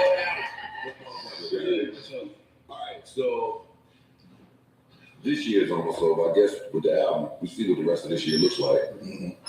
What does the future hold? Disney, we got music, we have touring, hard tickets, stop playing around. Stop fucking around. What else is there Merch. in the wheelhouse? Merch. Yeah, I got one more album in the scope, and I feel like I got an EP. I'm aiming towards ownership. And I know that can get you killed right there. But I'm aiming towards ownership in the art. They know. They know. They're talking. Yeah, but that's what it is. You know what I'm saying? Somebody so. That's the name of the game, bro. Like you gotta. I'm just trying to see Smart. what I can do. I'm gonna work my move. Then I'm gonna shop around, but I'm trying to get on my shit. You should. You've been building. You've been putting the asses in chairs. Yeah. That's a different game from the game that they're playing. I feel like so. They might not kill you. I'm gonna figure it out. I'm gonna figure out that. But my next step is like trying to own everything that I put out. I don't think nobody doubts that you're gonna figure that out. I'm Yeah. going back to law school and stupid that too. Yeah. I'm going back to law school. For sure. They know it's bad. I got it. What was your name? You said you got kicked out junior. I got kicked out junior year, but I was already done like 6 more hours, and I was good. So, and I was the entrepreneurship major. Had like a 3.0 thing, so I just need to finish that shit. Get it paid. I'm really gonna get it from my mom. I'm gonna get it paid, and then goddamn, I'm gonna do some law shit because, like I said, my brother in jail, and I'm gonna figure some shit out. That shit been fucking with me, gang. The past 3 years, he on his 3rd strike. He hasn't even seen the judge yet. Okay. Yeah, I'm gonna figure that shit out. I'm gonna figure that shit out, bro. For sure. And I believe you. Yeah, niggas got me fired up. I absolutely believe you. That is fire. That's the goal, bro. If I get the ownership, and I gotta figure out shit, the judicial system. I gotta get in there and just see, because I know like niggas gonna rap. I'm gonna do music forever, but it's also like other levels to being a man, and other levels you gotta lock. And I gotta hear, so I'm gonna make sure I use that shit while I'm still I can't touch shit. We had asked Offset before. You said you're gonna be doing music shit forever. You can see yourself rapping at 50. For sure. Thank you, Malice. I hate when they try to age out our fucking genre, bro. And I'm so happy with what they did. That's why I was like, hey, it's pertinent what I did with my album. It's pertinent. Even on every album I did, there was always an OG on there. We went Method, man. We went Most Def. We went the song Black Thought ain't come out, but I got a crazy record with Black Thought inside. Fucking insane. Why did that not come out? Wow, where's It's called that? Black Thought. But it's amazing. Talk to Black Thought. And it's not bad. It's not like no negative thing around. I just think he's lying. His what's name up. He probably didn't even want to say that, but I love that record so much. And then Pastor Troy on this. And I always trying to show love to like artists that's still working, and we got them all honored. They were superstars this time period. So you gotta swing back. You know what I'm saying? The show. But I did shit with him. Put Em on the EP. Put Em on the EP. Yeah, Smoke people on his shit. That nigga crazy, man. Yeah, I'm crazy, bro. I fuck with bro. Really crazy. That was a lot of rapping there. It was like, it's like a cold plunger, like a bumper It cold was. plunger. You're not supposed to do that shit every day. Yeah. You know, cold plunger, you don't do that shit every day. I knew what we was getting into when the shit came. They also, that shit featured, I was trying to put it all together. Buster Twister, me and him, that's how. So that was supposed to make it like a fast rap, like fucking Marathon, yeah. But it ain't come together all of that. But I do have their verses. Oh, sure. Yeah. Shout out to Bus, Hollywood Walk of Fame. Yeah. Congrats. Buster Twister, he's like one of the unsung heroes. Yeah. You know what I'm saying? He's really fucking amazing, bro. Even I would say on that beat, Twister got me the fuck out of here. So it's gonna come out. Can't hang with someone that's been doing that fast rap shit for He's a sick 30 years. Sick, yeah. So I had to show up, bro. It's amazing. Yeah, shout out to you for still going. I had to fucking deleted that. She ain't gonna do that over here, boy. Yeah, bro. When I be doing the music, I really wash my hands of that shit after I feel like I got what I got out. Like I ain't never changed no verse, came back and did no. That's what I thought when you said the Black Thought shit. Because it brought me back. I've sent verses or songs to like legends, niggas I love, greatest rappers in the world, with a verse on it. And sometimes they be like, nah, young boy, you did it. You did it already, young boy. Yeah, so that's what I thought about with him. But No, it wasn't. I would say this, it was his record. Okay. Oh, it's Black Car. Oh, I would be honored to have like songs with people like that who are Of super course, respect, for sure. and it's like, oh shit, like, That's where all the honor lies. yeah, for sure. And that. That's probably coming out. Dude. I thought he was stopping you from. No, he wasn't stop. He wasn't stop. I phrased it wrong. I phrased it wrong. It's his record, but it's just amazing to even have those type of opportunities. Like, For sure. yeah. Is there any, and this is probably my final, These pizzas are built different, literally. Mix and match medium specialty pizzas for $9.99 each. final question. Is there a new excitement with every release? Of course there is, but is it not so much going through the process, going through the motions, and you could find a different joy? Like, is there something happening where you just, release date for me, I used to look at the fans and what they were saying and just cry. In my head.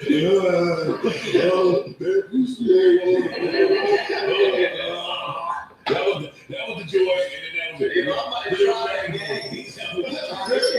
Seriously, that was the, but every release was a different cry because it was different comments, so it was a different feel. Yeah. I guess what I'm asking you is, what is the new excitement now that didn't exist maybe for the last few releases?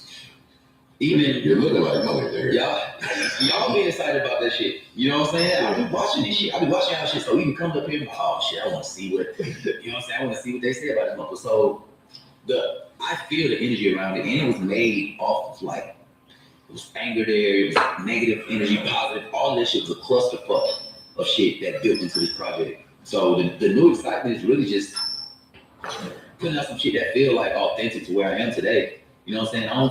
The Forever story wasn't authentic to how I felt today because it was an origin story. I was just speaking back to and I told the story from then, like back to front. You know what I'm saying? Because the last song, 2007, is my journey to that point. Right. So I told the shit back to front.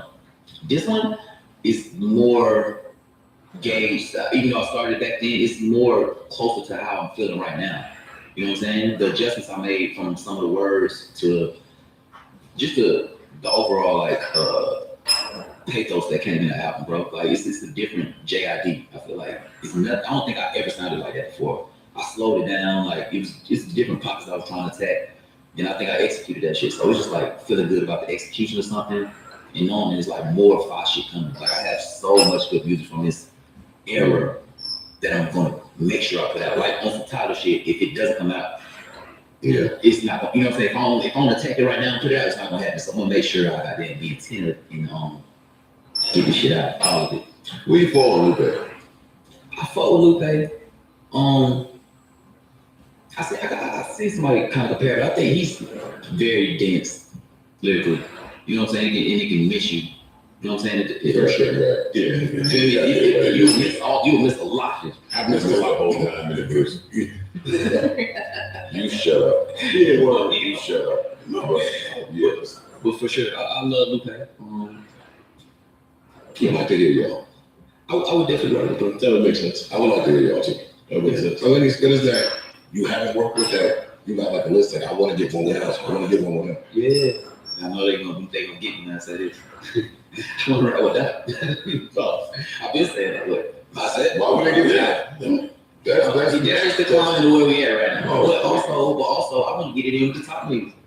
I love Drake too. Fucking Cole, we can run that shit off. Me and Cole actually have. which one do you want Drake to use? Me and Cole got body a 15 track smoke. Me and him back and forth. We work on that shit in New York. I ain't never told him like this. Sorry, Cole. And also, the fallout's gonna be really good. Y'all see. I can believe I that. don't think there's anybody out there that does that. Yes, sir. I think a lot of people are looking forward To the next but with all the shit that occurred. yeah. And it's not even like you're not paying being expressive.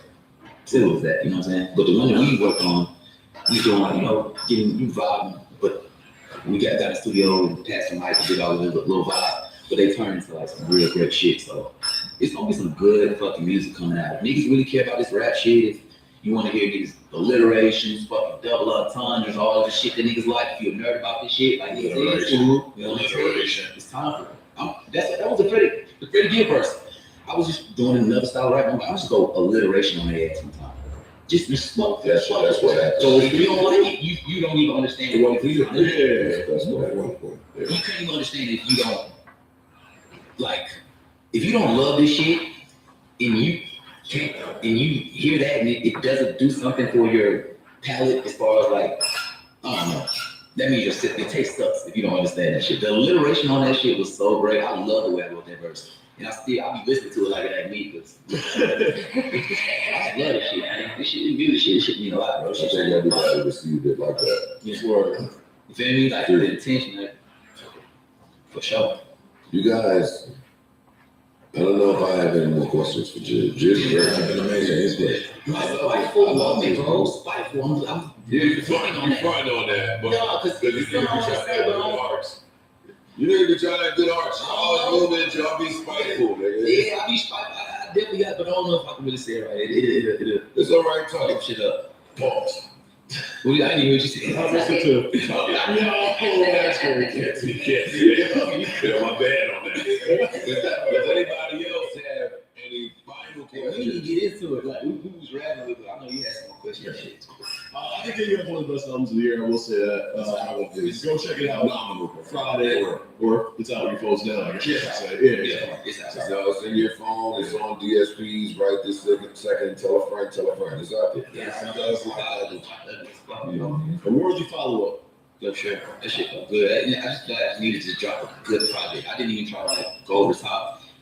But I think It says here. Well, you did. Yeah. You did, for sure. Well, congratulations again. Thank you. I can't wait to go listen to it. You know you're a friend of the show. Our door is always open. I come up here anytime. Any other than I gotta talk to more people. I'm not thinking doing shit. I like that. In the event that you go off and win the rap Grammy for Best Album, I'm gonna track you down and come back. I'm probably gonna do that even if you don't win. Yeah. We're gonna be in that mix for sure. I think this I think so. this time we're gonna get in that fucking mix. I think this is just that year. Yeah, it's that. I need BT to give me a fucking nomination for something. I'm mad at BT. Why? Because I've never got noticed for nothing with them. And I'm just like, nigga, y'all are a part of my existence that I do this shit. Like, once it's part of it, I see all this shit, freestyles. And nigga, fuck with me. Time is coming. It's coming. This my way. That's why I wrote this fucking album. I even dissed him on this motherfucker. And on this BT, because y'all ain't doing right. Y'all showing Tyler Perry movies all fucking day. And y'all ain't doing the right niggas. We want Tyler Perry and all that shit. We don't want to today, boy, all fucking day. Get the ownership back to the real niggas. Let's get a 106 in part. Let's get a little screen, little pod, 106 in pod or some shit. That'll be all. Like, do some shit that for the culture. Let's go back to it. But on some black shit. All day. That's my little BT still. Because I'm mad at him.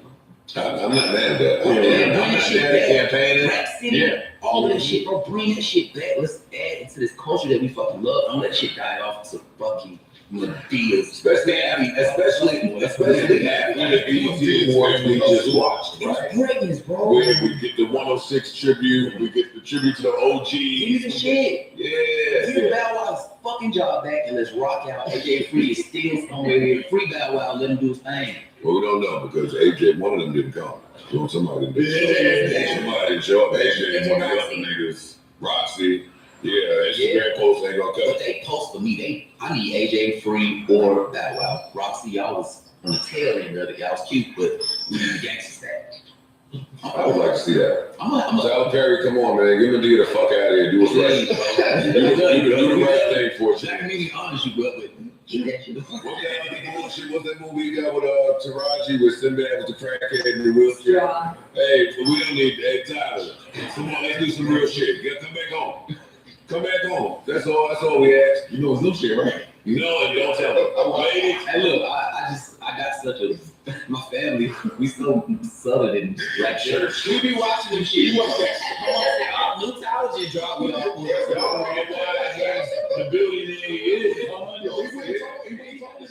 He told niggas in the speech. Y'all gonna make Divorce Sisters #1 next. I said, wait, what's the name of the show? Divorce Sisters. And he got his whole little stuff in Atlanta and shit, so he be all set up. That nigga got So This is so more bad. than the status. It's offers job to a lot of fucking black people in the city of Atlanta and outside. It's just, that's a good thing. I've been up there. Yeah, it's Wakanda. It's Wakanda. Love and hip hop reunions over that month. Sure. That's so good. Yeah, so that's what it showed. They're gonna go sit with Kirk Franklin and Jeezy and talk about how he fired his aunt. What you think of that? Ladies and gentlemen, make some noise.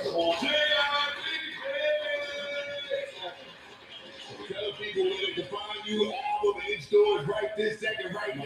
I'm gonna put it out right now. God is like ugly. I don't know what to look at, but God is like ugly out right now, bro. Why don't stream?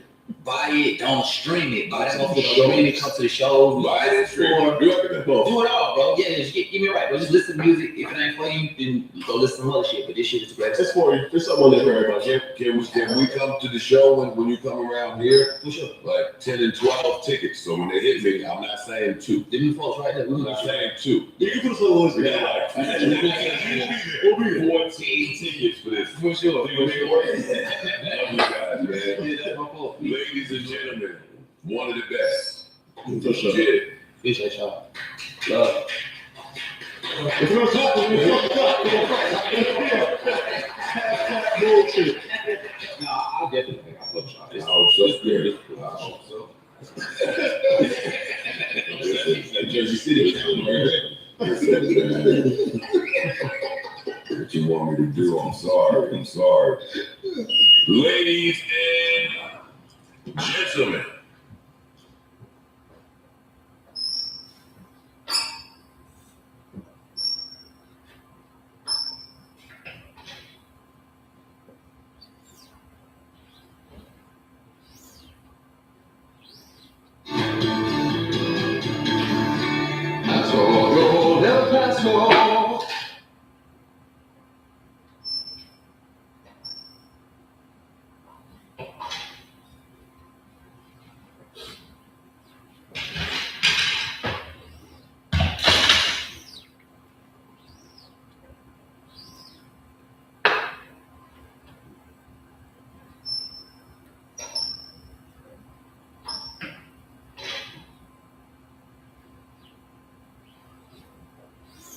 Buddy, I've been waiting to talk to you for a long time. One of my favorite humans in hip hop. I gotta make my favorite humans list. I feel like I've been saying that a lot.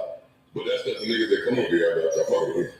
Anyway, I got one of my favorite humans in the building.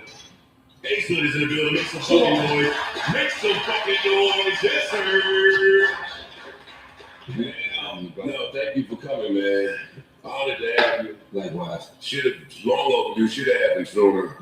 I don't know why. Well, I do know why. Your life looks so good on the gram. I wouldn't rush to go sit down and talk to nobody. That's a fact. It's just working now. I'm married. You niggas stay out of my way. Like I'm in my lane. I'm in my world. Keep the bullshit away from me. So much so that some of the questions I got planned to ask you, I've been waiting to ask you for years. I've seen you answer them other places. I'm still gonna ask just to see if I can get more. I gotta see. Hey, how you feeling, man? Honestly, bro, I feel blessed. I feel great, bro. I feel capable. I woke up this morning, dog. I feel good. I'm on the trail. I'm independent. I'm grinding. And we back outside. How many pull-ups you did this morning? I ain't do none today, bro, but I did knock out a good 20, 25 piece earlier. Little push-up set, you know? Okay. I had to get it in, you know, just to kind of tone up a little bit. You know, schedule looking a little flat. You I'm know? about to go put my jacket on.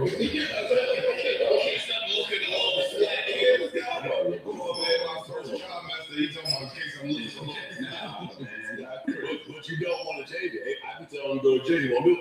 See? You have the ability to change it. Right. Like, yo, something's wrong with people, bro. It's like I've been to the gym for all of 42 days and want to act like he Jack LaLanne. One of the toughest part is getting out of bed. So I wouldn't give a fuck how many days I've been there. I get out the bed and make it there. They ain't been on a little run. It's been some No, months. I go. Like you said, since the basketball Yeah, game. it's been since basketball. Nah, so Sorry, buddy. It's all right. Sorry, buddy. It's cool. How does independence feel? You're the one person that I'm angry that has independence. Talk to me about that. You know, I champion independence and I love it, and all of us should have it and be about that. You know, I'm not made whole with how you got independent. I'm not made whole with that. I respect I that. don't want to start with that, but I don't like it. I'm not made whole about it, and never got an answer to make me feel good enough about it in my stomach. I know I was outside for all of that shit when it was happening. I was there when he was shopping label deals. I was seeing it all. I was there when this artist didn't work and they had running with this, and so. And y'all kept smacking me. I was trying to work records when all that shit was happening. Yeah. So I don't feel like your road to independence. How did you get here? It's crazy, man. You know, man, life just plays out, dog. I think what led to my whole independent journey, bro, was really just like, obviously, you know, I think traveling around the world, I was always known as like, oh, that's Callous artist. It's Callous the homie. It's this and that.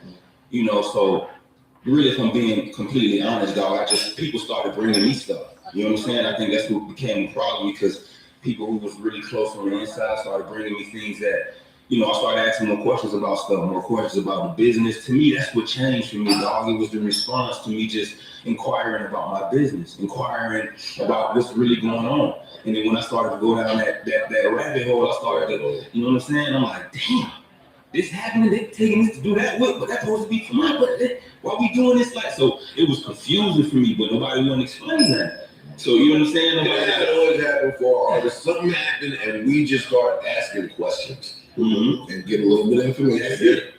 And before you know, they're like, oh, did you know they were taking this and doing that and blah, blah, blah. So I just think, for me, though, I'm looking at it, I'm like, damn, I ain't gonna never be, you know, bigger than this program or bigger than this system. Like, you know, bro got the control, you know what I'm saying, over this entire thing. He can decide to say what he want to do with his label, how he want to move, how he want to navigate it. And me, with being powerless, shit, I'm gonna have to just follow suit. You know what I'm saying? So for me, that made me feel uneasy. You know what I'm saying? Like not having the power, asking about contracts, and nobody got answers. Everybody living around looking crazy at me. And I'm like, damn, I'm a bad guy for just asking questions. How that's ruffling the feathers. So for me, that was like the first notch for me of like, all right, and then people bringing me just unwarranted information that I didn't even ask for. You understand? People that's really close to them. And it's honestly, man, it's a few things of just watching how people get treated. You know what I'm saying? I think this stuff just kind of took a toll on me, man. Overall, I started looking, I'm like, damn, bro, in order for you to like be who you want to be, you're going to have to create this thing on your own. Like, you're going to have to separate yourself from this. Tough pill to swallow at some point. Very tough pill to swallow. Because in that time, too, I was really thinking about, like, shit, am I making the right decision? You know what I'm saying? Like, is this the right thing to do? Is this, like, you know, going to be feasible for my family? Is everybody going to understand? You know, so you got people coming at you from every angle. But for me, it was just a large decision. Because once that main move was made from, like, the major label to the whole, you know, to having your own label and all that, moving to a smaller label, that threw me for a loop. Of course. Yeah, so, you know, there was no, I just wasn't prepared for it. And I just think asking questions, I thought I was owed to just do at least the conversation. It's not my label, not my vibe, but just the conversation. You know what I'm saying? If Joe want to take the pod somewhere else, whatever, you know, let the homies know, hey, I just want to take it up the street, boom, boom. I just want to inform y'all this is what I'm thinking, this is what I'm feeling.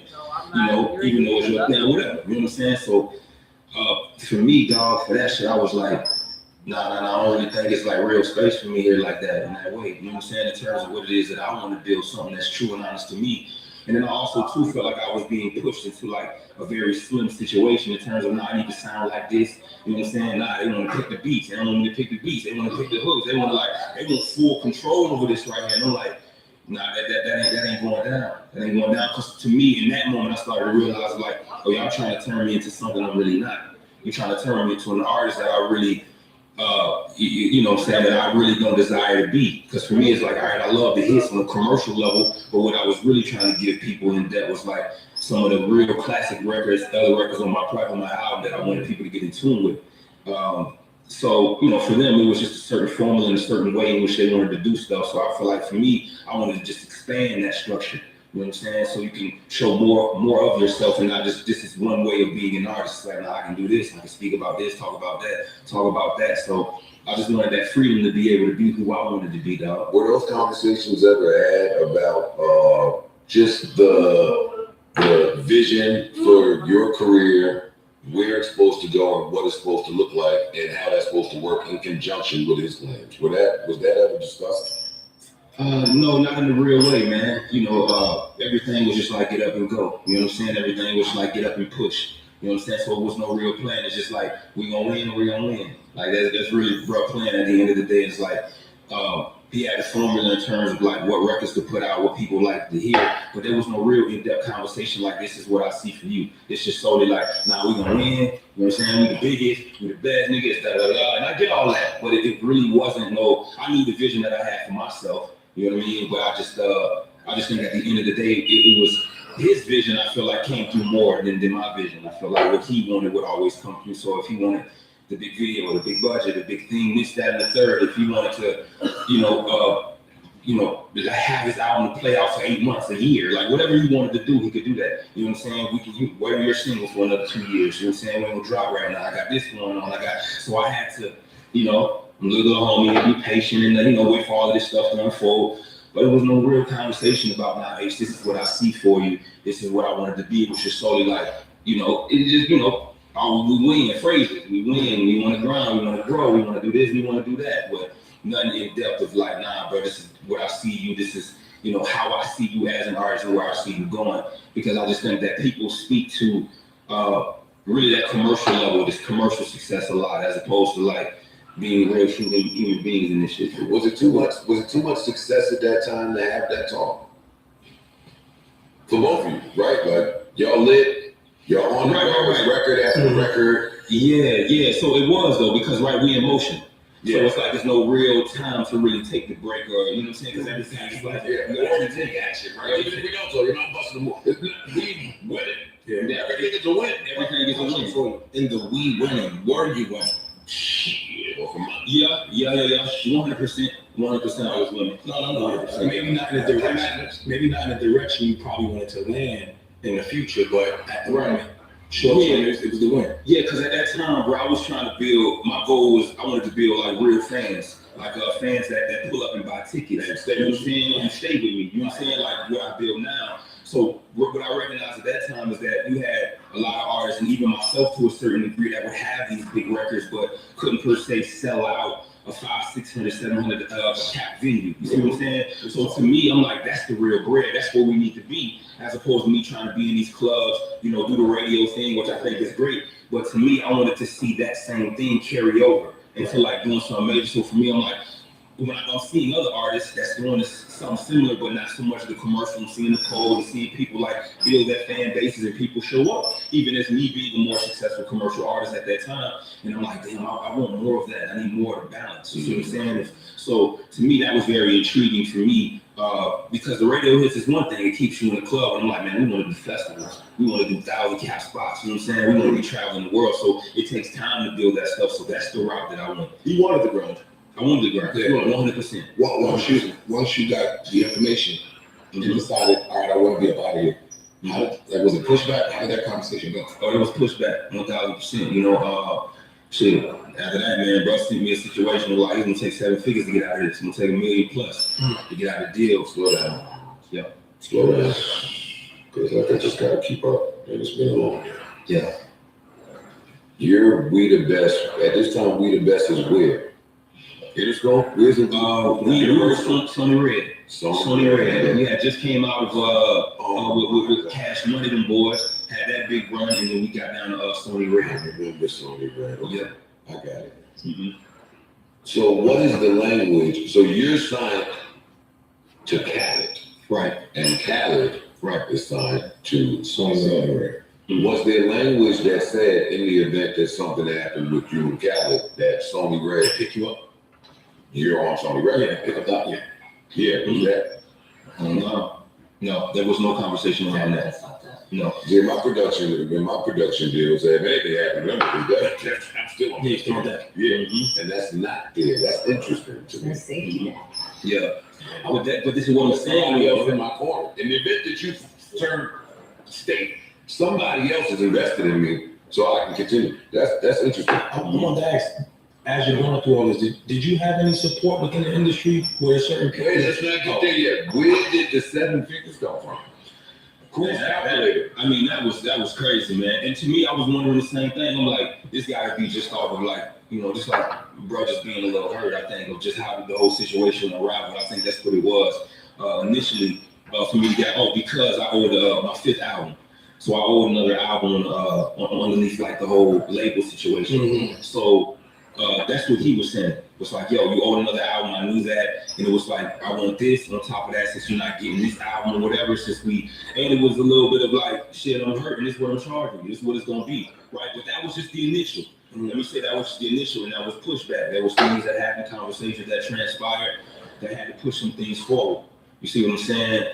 Just to be transparent, dog. And then we got down to a reasonable number of like, hey, bro, this is what I can do. Right. You know what I'm saying? Like, I can't do that, but I can give you this to get out. Where were you supposed to pull this from? And that's what I'm trying to say. Where was I supposed to, off the rip, just give you, especially if I'm in a situation where I'm fighting, just pull out and give you $1 million? And that's not it. It's not a situation where you could have Frank Ocean these niggas, right? Or niggas was handing in just, I owe you some shit, here, take some scratches. Yeah. That couldn't have happened. There was no way out of this. No. I don't like nothing about the Ace Hood story. Yeah. I don't. Did they think maybe someone else was bidding for you and they could sneak it in that way type shit? Like maybe someone else who wants to sign you will pay the ticket? That's kind of why I was asking that question. Well, so there was opportunity like that. Yeah. Yes, 100%. Yeah. And it was somebody like that came along that actually helped me to you know what I'm saying, to get my situation handled 100%. That's what's up. Find your SpongeBob toy at Burger King. Let your imagination set sail with 6 new SpongeBob toys. The SpongeBob movie, Search for SquarePants, now playing. So, question for you: Why not just submit your 5th album and then you're a free agent? Or they was trying to push your project back until you did 3 more projects? Yeah, man, I get that. At that point, I feel like the damage was already done. You know what I'm saying? So by the time we had already reached that, some things had already went unfulfilled. So one of the major things is that I was pushing, even being under the label or whatever, I was still working the song. I had a song out with Ty Dolla $ign. This is when I was staying in LA. And I was working the record, I put it on the radio and everything. And there was some agreements that we had between each other of like, all right, I do this, you know what I'm saying? And then bro gonna come in on the back end. So I'm putting all my time and energy, shooting the videos, paying for everything, like, and then bro didn't come through on something. And that was a big deal on top of everything that we had already been dealing with. It's like, the record, all right, if it reaches 300-400 spins already, I'm gonna take it from there and I'm gonna, you know what I'm saying, add another budget on top. So for me, I'm like, all right, I feel really good. I feel empowered now because this is something that I got my hands on. This is something that I put together. You know what I'm saying? You go get 400 spins in Florida. Right, exactly. So easy breezy. We cool. We good. You know what I'm saying? I'm getting this out of LA. I'm getting this out of the crib. So it's happening. I'm excited about that. And for me, that's when a homie come through and be like, all right, I got you. When he come through, this gonna give me the power that I need, because now it's putting faith within myself. Because at that moment, I was kind of striving for a little bit of like reassurance. You know what I'm saying? At that particular time, and especially of just putting my time, putting the effort in, and creating the records. For me, I wanted to feel like this was mine, and not just somebody trying to come in and just, the beat should sound like this, or the beat should sound like that, or this or that. This is my vision, and I wanted that vision, that which is mine, to be supported. Because that's how you show me you support me in my way, not just everything that you want. Right. So to me, when that didn't happen, that put a bad taste of like, man, like I thought my bows, so some things started to fall short, but then it started to be, congruent with other things that I started to hear, when people started to bring me stuff of just being treated unfairly. Like, so people in the hood and the community would stop me and be like, bro, you getting treated, Wayne is doing this, Bird over here doing this for Wayne, he allowing brother to be free, he's giving brother, So, it's all that going on. I never really paid attention to that because we were always close knit. But once the in-house stuff started happening, I was like, damn. Once people that's actually close to him started telling me stuff, I'm like, I ain't even, and they volunteering this information because they know the heart that I got. They know the type of person that I am. Did you think y'all were friends? I was brothers. That's my brother, man. That was my brother. That was my brother. You know what I'm saying? That's what I'm saying. They got too many records together that work for it to not feel like brotherhood in the moment. Shit, he said it. Wow. Forget the records. Even if you don't got the records and you're working at that same goal, you feel like you're working with your brother. You give him that much investment, but as long as you don't, as long as you're not smart enough, you stay a little more. That's why I want you and that's the real thing right here, bro, is that like, I felt like forever I would have just been a little broke. That's following, bro. Yeah, I would have, had a career, had other certain things, but I think for me, I think the integrity part of it, because I would have accepted something that I knew was less than myself in that moment. You see what I'm saying? So that's what I realized, dog. I'm like, nah, you can't do that. Because now, right, I'm thinking about my children, I'm thinking about the family, I'm thinking about what that's gonna say if I was to take something like that, if I was to sell myself short. I can't give nobody a game about leveling up, about trusting in themselves and having faith in what it is that they got. So for me, I was just like, nah, dog, there has to be a better way. Gotta be a better way, dog. I'm scared to ask you the next question because I'm gonna get real mad. I'll walk out to some of you. This is on the record label side. What's happening on the publishing side? At that time? Yeah. Oh man, so everything at that time was tied up for me. Everything was tied up. You understand? My YouTube, my Spotify, everything was still, the label had access, like they were running this stuff at that time. So my publishing, I was still receiving my publishing always. So always receiving BMI, my sound exchange, all that type of stuff. So that's why too, I give even a situation I kind of like his flowers, because even within the contract situation, there was ways in which he could have took a lot more from me. You know what I'm saying? Like other CEOs would do their artists. Yeah. I didn't have that experience. So a lot of my money I had got to keep from touring, from merchandise, from touring, from publishing. And we did do a pub deal earlier on that me and him like split and had that whole thing. But yeah, man. And that's fair. You put in 50% of these songs. So exactly. That 100%. So yeah, that made sense at that time, but the publishing and everything was still running. I just didn't have access to like my other systems. This is a little heavy, this interview. Can we just take a brief pause so I can play one of my favorite songs?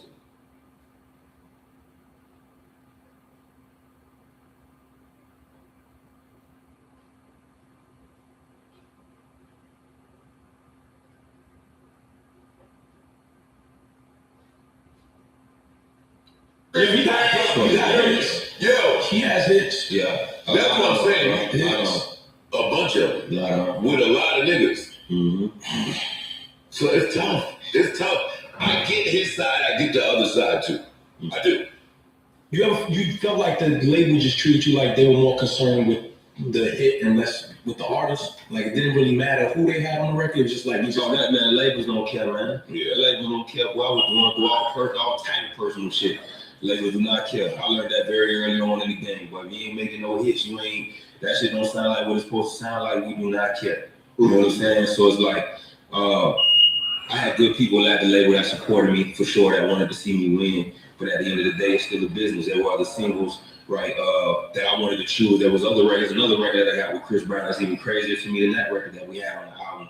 And it was just like the patterning of like, all right, I just want to have control over it, because I'm like, all right, bro, I know this song is a hit. Let's push that. No, we're going to push that. This song right here, let's go with that. I know I believe in it. That's a whole hit. No, we're going to go with this over here.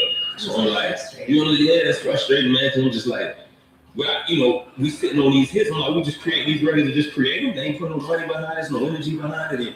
And, having a conversation with Cal and talking about the label with them and their budgeting and all of that and how they view things and see it.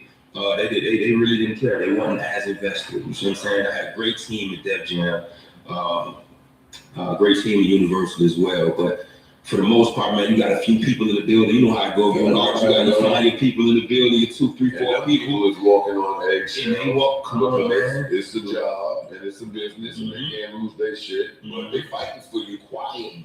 There's so much fighting they can do quiet. And if you're the label, if you're the label and you dealt with artists telling you this is the hit, this is the hit. But as the label, it's our job to know the hits and what's not the hits. You know what I'm saying? That's their tape. That's their stance on it. Which is facts. That's how it operated. Which is wild, because most of these niggas spend their time in the building. Like they in the building, they don't know what's playing outside. They don't know what's playing on the process. You know what I'm saying? They street team got to connect to a real street team that actually know what's going on. You know what I'm saying? So that's how we used to play it back then. You had a moment when you had to step away from the music a little bit and reset? Yeah, 100%. So I think the moment that what I would say, because I still kept the music very much close. But when I went independent, dog, that was really the journey of like, all right, I'm gonna take my power back. Like, right, like we were powerless. We didn't understand contracts. We didn't understand information. We didn't know how to move with this shit. You know what I'm saying? Like, now is when we do it. So now at that time it was like, I'm in the gym, focusing, I'm reading more, I'm praying more. Now we healing. Now we doing other things. Now I'm spending more time with my family, my children, having other experiences because music was just my life. Performing, doing all this other stuff, which I was just addicted to the feeling and just that whole vibe of being in music. So for real, it's like not having the music for a second, I was lost for real. Like, would you say that that's maybe your darkest hour around this time? 1,000%, bro. 1,000%, right? One of my darkest, because you know they would visit. You know what I'm saying? Like every time I felt like there was a new level for me to rise up, that darkness was always visiting me. You see what I'm saying? So there would be moments, man, that just, man, all of it, thinking about not doing music again, being emotional in the crib, just going back and forth, being alone, dealing with loneliness around this shit, not having the same friend groups that you normally have, because now they no longer. Not that they no longer believe. My mind is changing. My heart is changing. Now I want to elevate. Now I'm talking about family and growing and marriage and like ownership and all of this stuff. So, you know, everybody else was like, but hold on, man. We, you know, they leaning on the major league club. Like, hold on, everything was like straight. We got the whole team. How this gonna look? So, you know, that shook up a lot of people. And that was, yeah, man, it was the toughest journey, bro, honestly, that I've ever had to go through. Yeah. Was building a new team difficult? Yeah. Yeah, because you were part of the system and now you got to go get your own everything. Yeah, and I had trust issues. You know what I'm saying? I had trust issues, bro, because you know what I'm saying? I couldn't trust people, especially in the industry. So I was actually trying to search for people outside of my industry. So I went in the rock world and found my partner, my dog Dimitri, he's in the rock world, you know what I'm saying? And I went to find people in other places and stuff like that, PR from different places. And that right there helped me to build like a solid team. So for me, it took time too, because you know, also too, when you got the major label, people don't understand that you got people handling your business.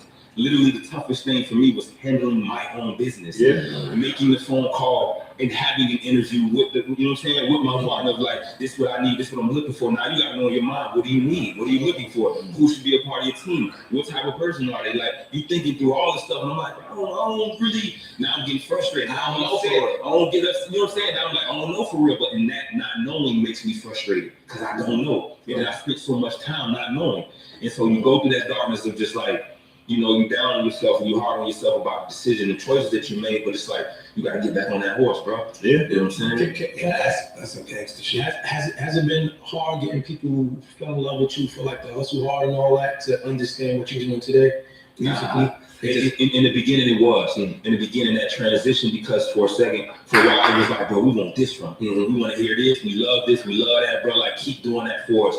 But I think for me, it was important. Like, once I left the label, I knew that I needed to like rebuild myself. I knew that I needed a reapproach, because I knew like, all right, this version represents hustle hard, Bugatti and all that. Yeah. But now the new version moving forward is very different. You know what I'm saying? This guy's more mindful. He's more spiritual. Like, he's tapping in with his family. He's growing. He's about involved, about ownership. He's about like, you know what I'm saying, partnering and building. So it's like, I had to speak now. Like, how do I speak to that?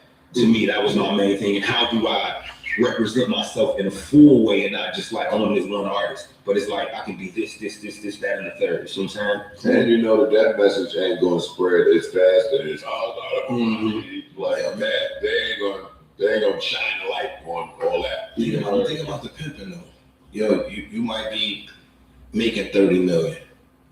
Just throwing a number out, but you don't even know the integral parts of how the whole machine is working for your 30 million. 30 million, yeah. How much do you think you grossed for companies? I was just throwing it out. I know, but now I want to know. Like in total? Yeah. That he made for other companies. But yeah, for the record companies. Between all the music, all the albums. For 2 singles alone, probably, I don't even know, man. That's a really good question, dog. Probably, I don't know, man. I don't know, 50. I'm probably say like 20 million, 30 million, something like that. It probably more, but that's a really great question. I've never looked in, you know what I'm saying? I never looked into all of that. But, Probably take it from. Well, what the numbers say and what I get, you know, with my portion of what I get compensated, I know it got to be something large for sure. Yeah. If you're getting shorts, you're still doing good then. Yeah. How do you feel when you're out and you hear your joints? Right? Sometimes the DJ and he start playing old shit. Like sometimes I do it, just play my worst records. I just I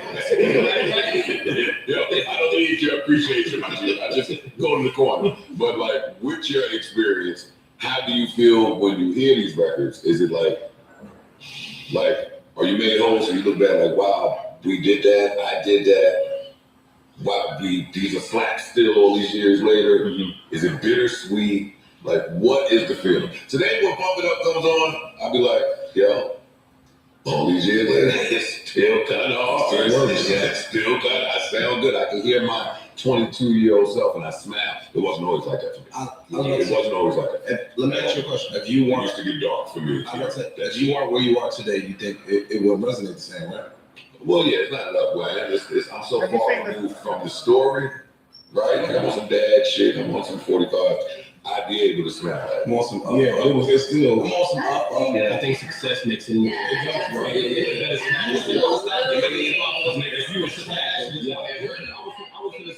say the same thing. Thank you. It was just like I feel like that, like right now, bro, because of like the new album that I dropped and where I'm going, and like seeing everything align as it should right now, bro. It feels like all of that makes sense. Like it makes a lot more sense to me. You know what I'm saying? It's coming more full circle of why that version, like I needed to do. Yeah, like it's part of the story. It's a part, yeah. No matter where you stand today, you stand there because of all yesterday's truth. Yeah, That's it. I was gonna ask you, like, when you left the major, did you have to leave music behind? Yeah, it wasn't no damn karaoke again. No, I mean, like, shit that you recorded that you love, but you just, forgive me if I don't know the proper term, but like you just had no ownership of it. No, that's perfect. Good question. Yeah, it's a great question. Because you know what I'm saying? That's how much I wanted to get out of the situation. So there was at one point in time where I'm like, all right, you can keep these projects. You can keep this, that, one. I don't even want that. I'm coming back to that now. It's different. You know what I'm saying? It's different time.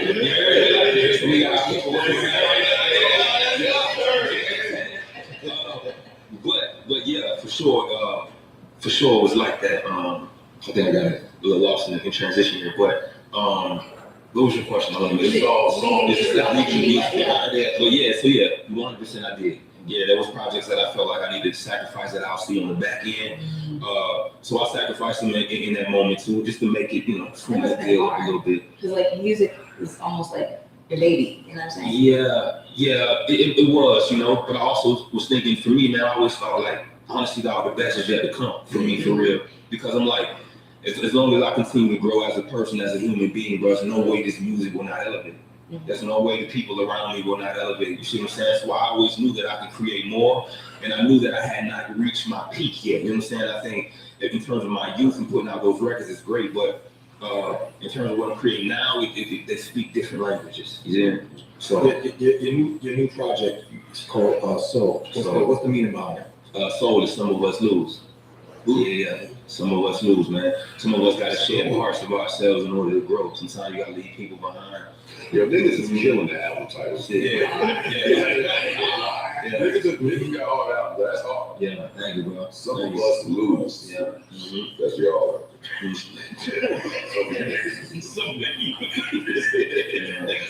That's so stupid. Because, right, bro, think about it, dog. Like, our greatest lessons, or some of my greatest lessons, are coming like the moments where I felt like I had the hardest hardships. I'm dealing with the most shit in the world. It's like, when I got that lesson, I'm like, oh shit, I needed that. It's honest, because it's like that version couldn't even speak to the version that's gonna be moving around, boom, boom, boom. So it's like, you gotta take your time. So I think ultimately that's what I'm saying. It's just like, those dark moments is when I found light up, like, oh shit, bro, okay, you got this. This is what you need to do. This is how you need to move. So that's really what that was.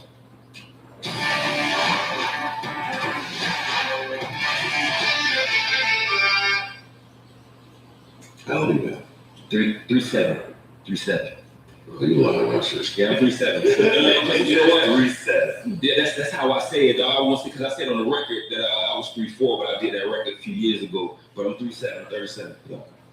You want to get kind of a lot of time. 37 is good. Yeah, that's what I'm saying. Yeah. Good money. Yeah. How valuable is the peace? You seem so at peace when Yeah. I look at you and I watch you. It looks It looks rather Good old holistic life. Yeah. Good old living. It's the most valuable thing in the world, bro. I cherish that, honestly, bro. Because it was so hard to find it. It was so hard to get it because I was just struggling with myself. You know what I'm saying? Struggling with my ideas of success, struggling with like who I am within that success too. You see what I'm saying? So when I had to really sit down, I didn't know how to do it. I didn't know how to be a family man really like that. Like I had the teachers obviously have seen it when I was a youth, but my father wanted us, so I had no real teacher to teach me how to navigate and do that. So it was really hard to really kind of just, humble myself. You know what I'm saying? To a certain degree, but it's the most incredible thing that I've experienced, dog, because it's like there's nothing outside of me that I feel like I need. I don't see nothing that nobody's doing. That I feel like everything that I have, everything that I need, I already have. You know what I'm saying? And I tell that to my kids as well. It's like everything you know what I'm saying, you have it. You know what I'm saying? There's nothing outside of yourself. So I think that was important because I'm like the contracts and shit, bro. Being powerless in that made me feel like, nah, bro, this right here, once you get the information, that's training shit, nigga, building yourself up, nobody can ever take that from you, bro. Nobody will never be able to take that piece because niggas can't go through it to deal with that. You know what I'm saying? So to me, I'm like, that's the value because they can't get the piece, but everybody want what the world wants. You know what I'm saying? So that's important. Yeah, that's what pushes niggas the independence, right? Like, you're not going to be able to take this from me again. I'm going to build this, and it's going to be mine, and I'm going to live with what comes with that. Yes, that was a word. This nigga should be a pastor. No, sure was good. No, it's shit from the Old podium. prophet said that. And that's the loss and the lesson. Mhm. I ain't know what I was doing. So the loss made me go to, bro, damn near be a lawyer, figuring out how to do these contracts. Like, I'm gonna learn all of this shit. And I would have never learned it if I didn't go through that.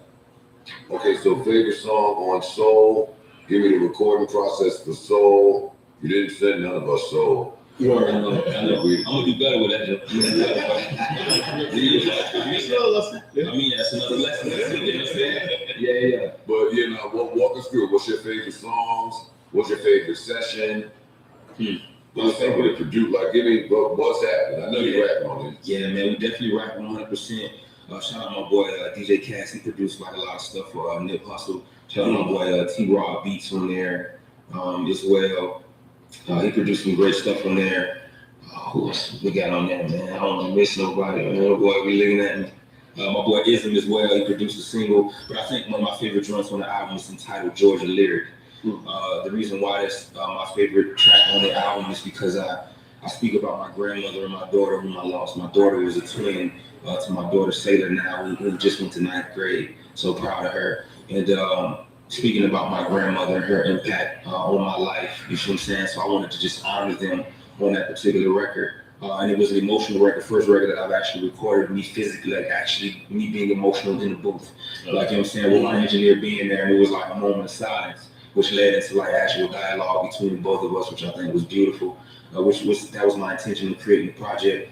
I just want to be honest, intentional about it, dog, and just, I wanted to just tell people what I've been through, how I've healed, how I've grown, and hopefully like I can broadcast that and it can affect somebody in this room, somebody on the outside, or just like, what's the struggle of a black man being independent? What's the struggle? What's the journey of a black man being a husband? What's the journey of me navigating and being a father? Navigating healing and like my personal development. So all that I've learned, I wanted to just kind of take that and put it in a capsule in which it's easy digestible for the people. And it's not too preachy, but it's like, I actually love this and I can receive this. You see what I'm saying? So, grown man rap. Yeah, grown man rap. How awkward was it being that vulnerable and with your engineer looking through the glass?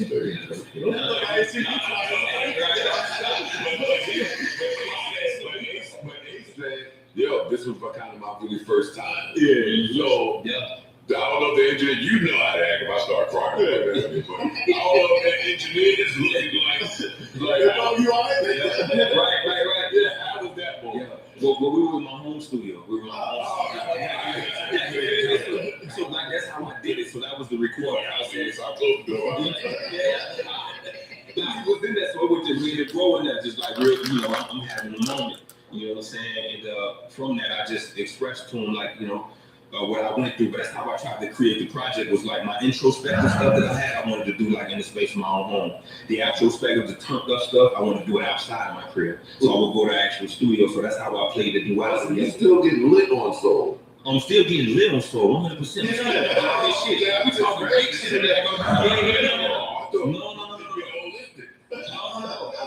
But it's all of that, right? Because it's telling people, like, it's really speaking on the story of, like, what happened. I really never told a story of, like, once I did go independent, like that 2016, 2017 time, I never told that about, like, bruh, like the frustrations that I dealt with, like how I was sad at the crib for real, like I want to get this shit up, bro. I don't want to fucking with nobody, like, you know what I'm saying? Those hardships. I lost my daughter, so I wanted to really tell people, like, man, this is what I experienced during that time, bro.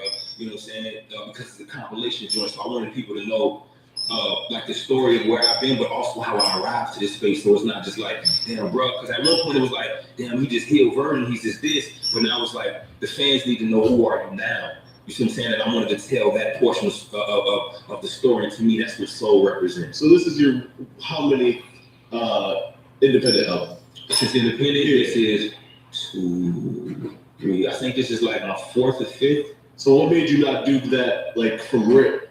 What do you mean? Like, as far as telling the story of how you felt, like, why didn't you start off with the introspective stuff? Oh, no, I did. Oh, you did? Okay. So when I didn't know what was going on in my world, my first project that I dropped was Trust the Process. I didn't know what God had in store. I was literally leading on a blind trail. And for me, the only thing that I knew to do was trust the process. So that was my initial introduction to the people of, like, bro, I don't know what's going on, but we're going to trust the process. You see what I'm saying? So that's the journey and the storytelling of that, of, like, trusting the process. And after the trusting the process, we started to grow up. When we got that trusting the process too, we undefeated in the midst of the hood. And then that's when we get into the holistic stuff. Mm-hmm. You feel me? This nigga was loyal to the end. I ain't gonna talk about you. This nigga was the last person. All that led you to the holistic fitness journey, and I'm right. Yeah. So I took a chance because I knew it was different from the other stuff that I had recorded, so I wanted to put it in like a capsule. That's why I did the mind, the body, and the soul, so the memories inside never die and the ability to destroy you. And these are like different portions of myself, where like mine is maybe a little bit more political. It works in the mind. You have conversations. Body is more so like the experiences and the things that arise in your body. You see what I'm saying? Like, and then the soul portion was just like a capsule of everything in totality. For sure. You take medicine? No. The only thing that I take is I take my B12. I just heard how basic that question was. No, you good, brother. You good. No, I don't take no medicine there. No. But I didn't think so. That's why I asked. You want that? You take steroids too? Is it? Oh, I heard somebody say that shit one time.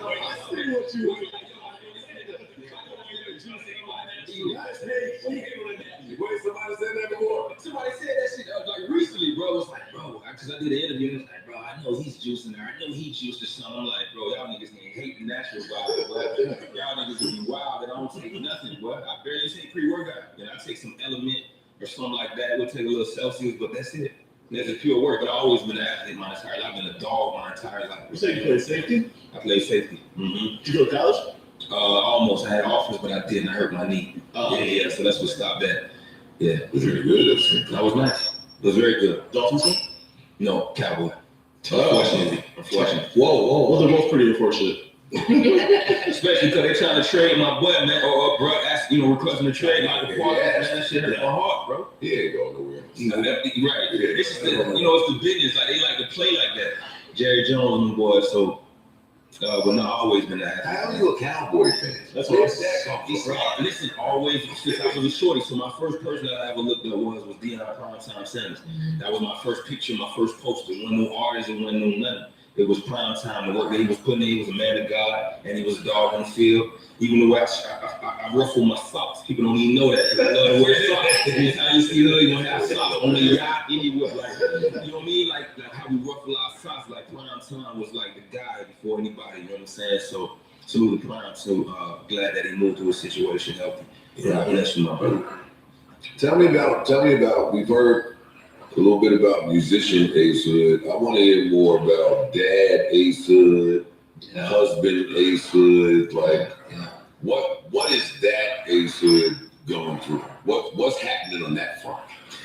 Man, on that front is navigating, man. Sometimes I make mistakes in that too. You know what I'm saying? Because sometimes you know, just the teachings and ways of the industry kind of pop up. You know what I'm saying? Sometimes the ego, you know what I mean? Like, now real talk, man. You know, used to having certain things your way and people laying out red carpets and stuff for you. Sometimes you might bring that stuff into your home and then you realize that shit ain't what I do. You know what I'm saying? So it's navigating that, bro. You know what I'm saying? Like, I'm aware of that.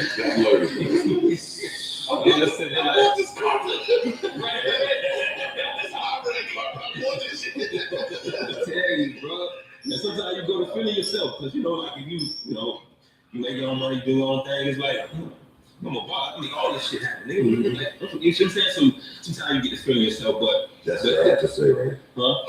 That's bad to say. Yeah, that's bad to say. Yeah, that's going to evoke an argument, disagreement. Yeah. He kicking it. Yeah. Why is that bad to say? Yeah. I'm just asking.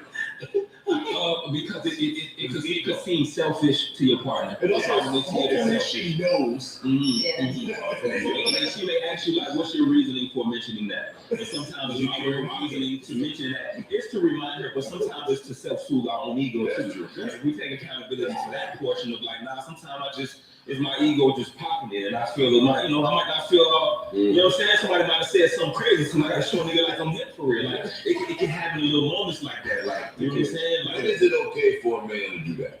do what? Not in the house or with his wife. Yeah. When is it all right for a man to put a little dip on his chip, bring his own red carpet with him, and puff his chest out? Oh, anywhere but with your wife. Right. Or if you're doing it with your wife and your partner, bro, the compassion has to follow. It's also compassion got to be in there, bro. It's our red We carpet. gotta say it's we. Right, the clothes. We the shit. Yeah. Sometimes you can say the same thing. So, you know what I'm saying? That's just crazy. They got to. Yeah.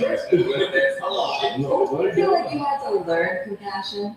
Oh yeah. Like, Oh yeah. so you're married, you have a daughter, so it's just like you learn how to be compassionate. Man, I definitely had to learn compassion. My daughter was the first one who opened my eyes to change. I'm sorry, I'm very lost too. Yeah, no, thank you. But my daughter Sailor, yeah, she was like my first one to like change. Like, you know, when I was dealing with my BM at that time years ago, you know, just going back and forth inside of the house and just, you know, doing things that I know that like I wouldn't want for my daughter. You see what I'm saying? So she was like the first person that was like, all right, you need to start thinking about how you treat women, thinking about how you show up. You see what I'm saying? Thinking about things you say and even the tone in which you say these things. You see what I'm saying? So that helped me out a lot too. And then therapy, bro. You know what I'm saying? We keep it real. Going to therapy, holding myself accountable. You know what I'm saying? Me and her, you know, being emotional about it, crying about it, moving through, being honest about it, transparent, and figuring out how we can move. You know, what would our next step look like? So in the house, man, I'm real dad. I'm taking out the trash, bro. I'm washing the dishes. I'm sweeping the floor. You know what I'm saying? Like, I'm real dad. I'm like making sure them trash cans are at the bottom, you know what I'm saying, every Tuesday. Making sure the lawn man pulling up and cutting his grass and everything, you know what I'm saying? Like, make sure we ain't got no weeds. Make sure the mulch is laid out where we need it, you know what I'm saying? Like, make sure the crib running like a crib movie. So we got, you feel me? Yeah. That's the zone that I'm in, but also at the same time, make sure I'm showing up for my wife and being there, like spending time, watching movies, and then, you know, being slower to anger, bro, right? You know what I'm saying? Like, so all of that is important. Being more vocal to my children and my family about the things that I'm dealing with, you know what I'm saying? Like, allowing my son to be more vulnerable, you see what I'm saying? Allowing him to be emotional and cry. Teaching him, yo, that's a strength, homie, you see what I'm saying? We're going to be emotional about it, but then we're going to move through. You see what I'm saying? So it's these little things right there that kind of taught me it's the patience. How old is your son? My son is 11. Yeah, he play ball to your dog. Your kids picked up early on like your celebrity, or it took some time for them to figure out who you was? Nah, they knew that their whole life. Yeah. They love it. Cause wherever they, you know, if they in any school or anything, anywhere they go, like, it's always like, oh, your dad is such and such, your dad. You know what I'm saying? Somebody gonna make it known. And like my kids, they just look special. They just look like, you know, they're real blessed. That black guy sent them to me. So, well, yeah, they no matter where they are, man, they always sing. You know what I'm saying? So yeah, they know who dad is. And my shit be going crazy. Everyone TikTok, man. You see that? You know what I'm saying? Yeah, they see challenges and shit going on. Dad, they love it when they try that, you know. My daughter be like, she be trying to keep it because, you know, she getting old. She's not great enough. So, Where did you learn the strength and vulnerability? 'Cause I thought that was it. Like you said, Yeah, we teaching our children that we can cry. It's all right. We can do all of that, and then we carry how we carry it. But what do you think about that? oh man, that's a good question. I think by one, not having my father there, and also the representation that I seen around me. There was no men around me who was crying or being emotional. Like it was always such a negative thing. Anytime somebody would be emotional, anytime like anything soft comes in our vicinity of the homies, like we would always push it out. I would just over that. You know what I'm saying? Man, get away from that shit. Man up, man, tighten up, man, bring out that whole shit, man. So you constantly being like, you know, people putting you down that way if you're trying to be emotional, but recognizing, I started to realize that men or other people lean on insecurities is because they can't be vulnerable. You see what I'm saying? Sometimes people have built up such a wall for themselves that they can't even see on the other side of that. You know what I'm saying? They can't even allow themselves to be vulnerable. So I started to just realize that every time I would be emotional, I felt better. You see what I'm saying? Like even in the privacy of my home, I felt better, and then I felt closer to my heart. I felt closer to like what was true to me. I could be honest about it and be like, man, I ain't gonna lie, that shit, it hurt me, bro. It hurt me. I can be honest about that. And I'm like, why should this be something that we look down upon? You see what I'm saying? Like, because I've never seen this be expressed. You know what I'm saying? And I've seen men go through situations, bro, where like it's sad to see that because now they dealing, now people get sickness. You know what I'm saying? Now people have to take drugs. Now people got this all because you can't allow yourself to be vulnerable, bro. It's because you got this hold up and then it starts to eat you from the inside out. When you can't let that hurt go, you can't let that pain go, that shit will fester. That's how people get cancer. That's how they get these other things is because we're not releasing that, bro. Like, man, I'm sad, homie. You know what I'm saying? Sometimes I just chill and get a little crying and I feel good. I feel powered up. You know what I mean? It's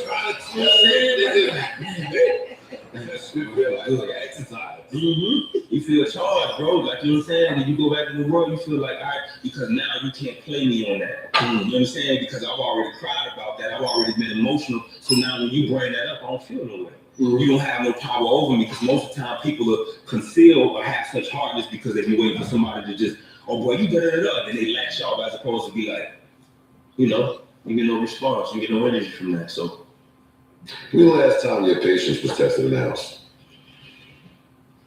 Oh man, all the time. Recently, me and my wife had a disagreement, and that happens sometimes. My wife is very strong-minded. She's a very strong-minded woman, and she's a very opinionated woman too. So that can be very difficult for a man such as myself, or who has his own thing going on. Because, you know what I'm saying? Sometimes you get my girl. I would say that, like, yo, watch yourself, bro. Like, watch your mouth, bro. Like, watch it. Like, you know, so you gotta go through that. Like that's very real. You know what I'm saying? Like, yeah, honestly, we have those disagreements, man. That's why we stand there. That's why we gotta continue building because you really learning like somebody else, like learning the way in which they do stuff. You know what I'm saying? Like for life, you still learning that person, even if you 10, 15 years in. It's like you stay, you know. Like me and my wife, man, we done been 10, 15 people in our marriages. We done changed so much, all different versions of ourselves. And it was like, nope, that version wouldn't have dated that version wouldn't have married that version wouldn't have done that. You know what I'm saying? So it's constantly like tearing down and building up. You have a top, because when you speaking, it sounds like everything you went through in the industry led you to becoming this man that you are today. You ever tied in that type of way? Like you had to go through all the ups and downs within the industry to get to this point as a man? Yeah. I feel like my journey was destined in that way, 100%. Like I felt like I needed to. A lot of people's like, you know, I get it's like, oh, he could have done this and that, but it's like, no, I felt like destined. I feel like this was God wanted me to do, like him whispering in my ear. That's why I tell people, like, nah, it's cool. I'll take the stairs. Y'all boy, go ahead, take the elevator. Y'all get that success. I was cool with just like falling down, getting back up, being silent, handling my shit in private. We ain't yelling on the ground, we ain't yelling and going outwardly and da-da-da. We gonna handle ours in the peace and our privacy. We gonna shed tears, cry, we gonna get mad, we gonna break shit, whatever we need to do. You know what I'm saying? And then when we do go back into the world, we can be like full versions of ourselves. So this was ordained from God, 100%. Even this moment, bro. Even me reaching out to you, bro, making out, that's why I say the full circle moment. Like it was just time. You see what I'm saying? Like watching you guys throughout the just all the time, bro, and all the energy that you guys give, and I'm just like, and I would hear some of the conversations that you guys have, and I'm like, no, it's not time. It's not time yet. It's not time, you know. But don't look at me, I'm still blown away by me and my wife been 15 different niggas in the marriage. We don't hear that part often, but I like that. I'm sure. How long you been trying? We've been together almost 10 years. Yeah. Mm-hmm. Yeah. We asked this to one of the kept on stage, shout out to kept on stage when he was here, and I'll ask you, how important of a role did your wife have through not the dark times, but just through the entire story for you, right? Like, how pivotal was her role and whatever that was, whether that's fucking rubbing your back, encouraging words. There's a clip of a boxer leaving the ring, and he's like this, and the wife fixes that. Now those cameras on. We're not doing it like that. So, how important was that role, and what was her role to you through these times? Yeah. That role was very important, dog, because I think, a lot of times I would get in my own way. You know what I'm saying? I think sometimes it got to the point where I was sometimes and couldn't recognize that I would self-sabotage stuff. So what I love about my wife is like, she holds you to the standard in which you say, and if you tell her this is who you are, she's gonna hold you to that standard. This is the level of integrity I'm rocking. This is the man that you want to be. I'm gonna hold you to that standard, which I was so grateful for, because anytime that I fell short, she reminded me the precedent that I set for myself, but she just holding me to that standard. So I just thought that was important, man. And I just think ultimately just having that voice of just like, man, it's gonna be okay, right? I know it's tough. I know it's difficult at the moment, but continue pushing, right? So just, I think having me in therapy and just, forcing some of those tougher things and the conversations and all of that, like, it was just so important for me, man, because a lot of times I couldn't see it. You know what I'm saying? I couldn't see it. So sometimes, I used to feel like anytime that I was spending, like, within our relationship or therapy, anytime I would be, like, spending too much time away from music, or away from what I love. You see what I'm saying? So that was my struggle for me, of like trying to be present here, but also knowing that I got so much work to do over here. You see what I'm saying? So she would keep me sane in that way of just like, be where your feet are. Remind me about being present. You know what I'm saying? Like, not being too far in the future. Be where your feet are, bro. Like, because I get like that. I get very, you know what I'm saying? Put your phone down. You can't steal that. Wow. Be where your feet Bro. Sometimes, be living in the past, and you can look too much in the future, you can forget what's actually happening, all the magic that's actually present right there in front of you. So for me, I'm just like, man, all these aspirations and things that I want to do, but it's like, hold on, you got a healthy family, daughter, somebody who loves you and willing to fight for you and work you. So you think about all of these things, you know what I'm saying? So to me, that was important. And just knowing that I go out into the world and I got somebody who really, for real, has seen me. Has seen me, you see what I'm saying? And not like no other bullshit, but like, I see you, bro. Yeah. You feel me? So, yeah. How was the pandemic for you? The pandemic was good, but it had its ups and downs. You know what I'm saying? I was trying to navigate that shit. But pandemic, I think I dropped Self-Preservation around that time, the project. But I was just working, man. I was working back in Florida. But yeah, it wasn't too bad. It wasn't too bad. It had its pockets though. That was like, okay, so this is what I would say about that. Cause we were in Bali. So I had no idea about like what's actually happening over here in the States. So how long? It was our honeymoon.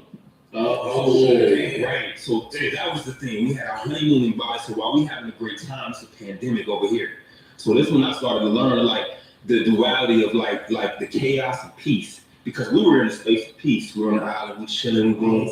But the phone calls, everybody chaotic. It's going like this over here together. In a moment, no cap, bro. The moment we crossed from out of the country of coming back into, because we had to leave a little bit early because of this, we felt it. We felt that energy. As soon as we landed in New York, it's crazy. People were mad. It's chaotic. Excuse me, brother. Immediately, we felt that restrictive energy and no longer like that. You see what I'm saying? So that we were coming off of that high. So that's why I say the pandemic was good for me for the most part. And then they had moments where it's like, we got patches where it's like, we got to figure out, we got to drop something, we got to do something to keep that, you know what I mean? Keep the income coming in. So yeah. Okay. So in a vulnerable moment, Ace Hood, I'm going to share with you some of my intrepidation with, let's say I get in trouble for real. If I'm married, right, and I want to go out and have some time to myself on a late night, how do I go about expressing that to my partner without it being a big thing? How do you ask for like alone time without offending your partner? That's what I'm asking. It's a great question. So you going to the barbershop? I was about to say, Go sit on the toilet. Well, I mean, you just say just that. Honestly, like it's just the transparency part is just like, you know, I need some space right now, and this is the reason why I need some space. You know, or this is important to me. Oh, man, We're talking about that sounds wrong already. Nah, listen, bro. We're talking about grown ups. Go to a strip club. We're talking about grown ups. Yeah, we're talking about grown ups. Yeah. honesty seems like too mature. Like that's I would just go for the honesty because that's how a part of our relationship works. Because in our house, like I have my part, you know what I'm saying, like which is downstairs. I got my whole room theater, everything, like, and then my wife has her in the guest room, like. So we need our own space. You see what I'm saying? Like They all come to each other's shit. Like if she just walk in the guy section. Yeah, she can come down. It ain't no section. No, it's like her section, and I respect it. But at the end of the day, yeah, I can come in and come give her a hug and just show love. Sometimes I just pop in, like, babe, just want to see you. Yo, you need anything? You good? Boom, boom. Like she be laying there relaxing. Well, did you ever be in like your space, like you say, that movie theater or something like that, and then she just be like, I just want to come sit next to you. Yeah, She did, but I came here to not sit next to you. Said it with the negative voice. She sounded in my head. All right, so it go like this, That's bro. how it sounded in my head. So it's less about like for her. It's like it's not just that I just want to sit by you. I just want to be in your presence, and that I respect. So my wife will come down and say, "Hey," because the space is big enough, obviously, for her to still be in my space and me to still have my space. Mm-hmm. You see what I'm saying? Like sometimes I can just hear her laughing and that satisfies me. Or she hear me laughing and that's good enough. Sometimes we can be in the same room, but we don't have to speak to each other. Yeah. Like that's the beauty of it. You know you got her already. Oh, cute. Yeah,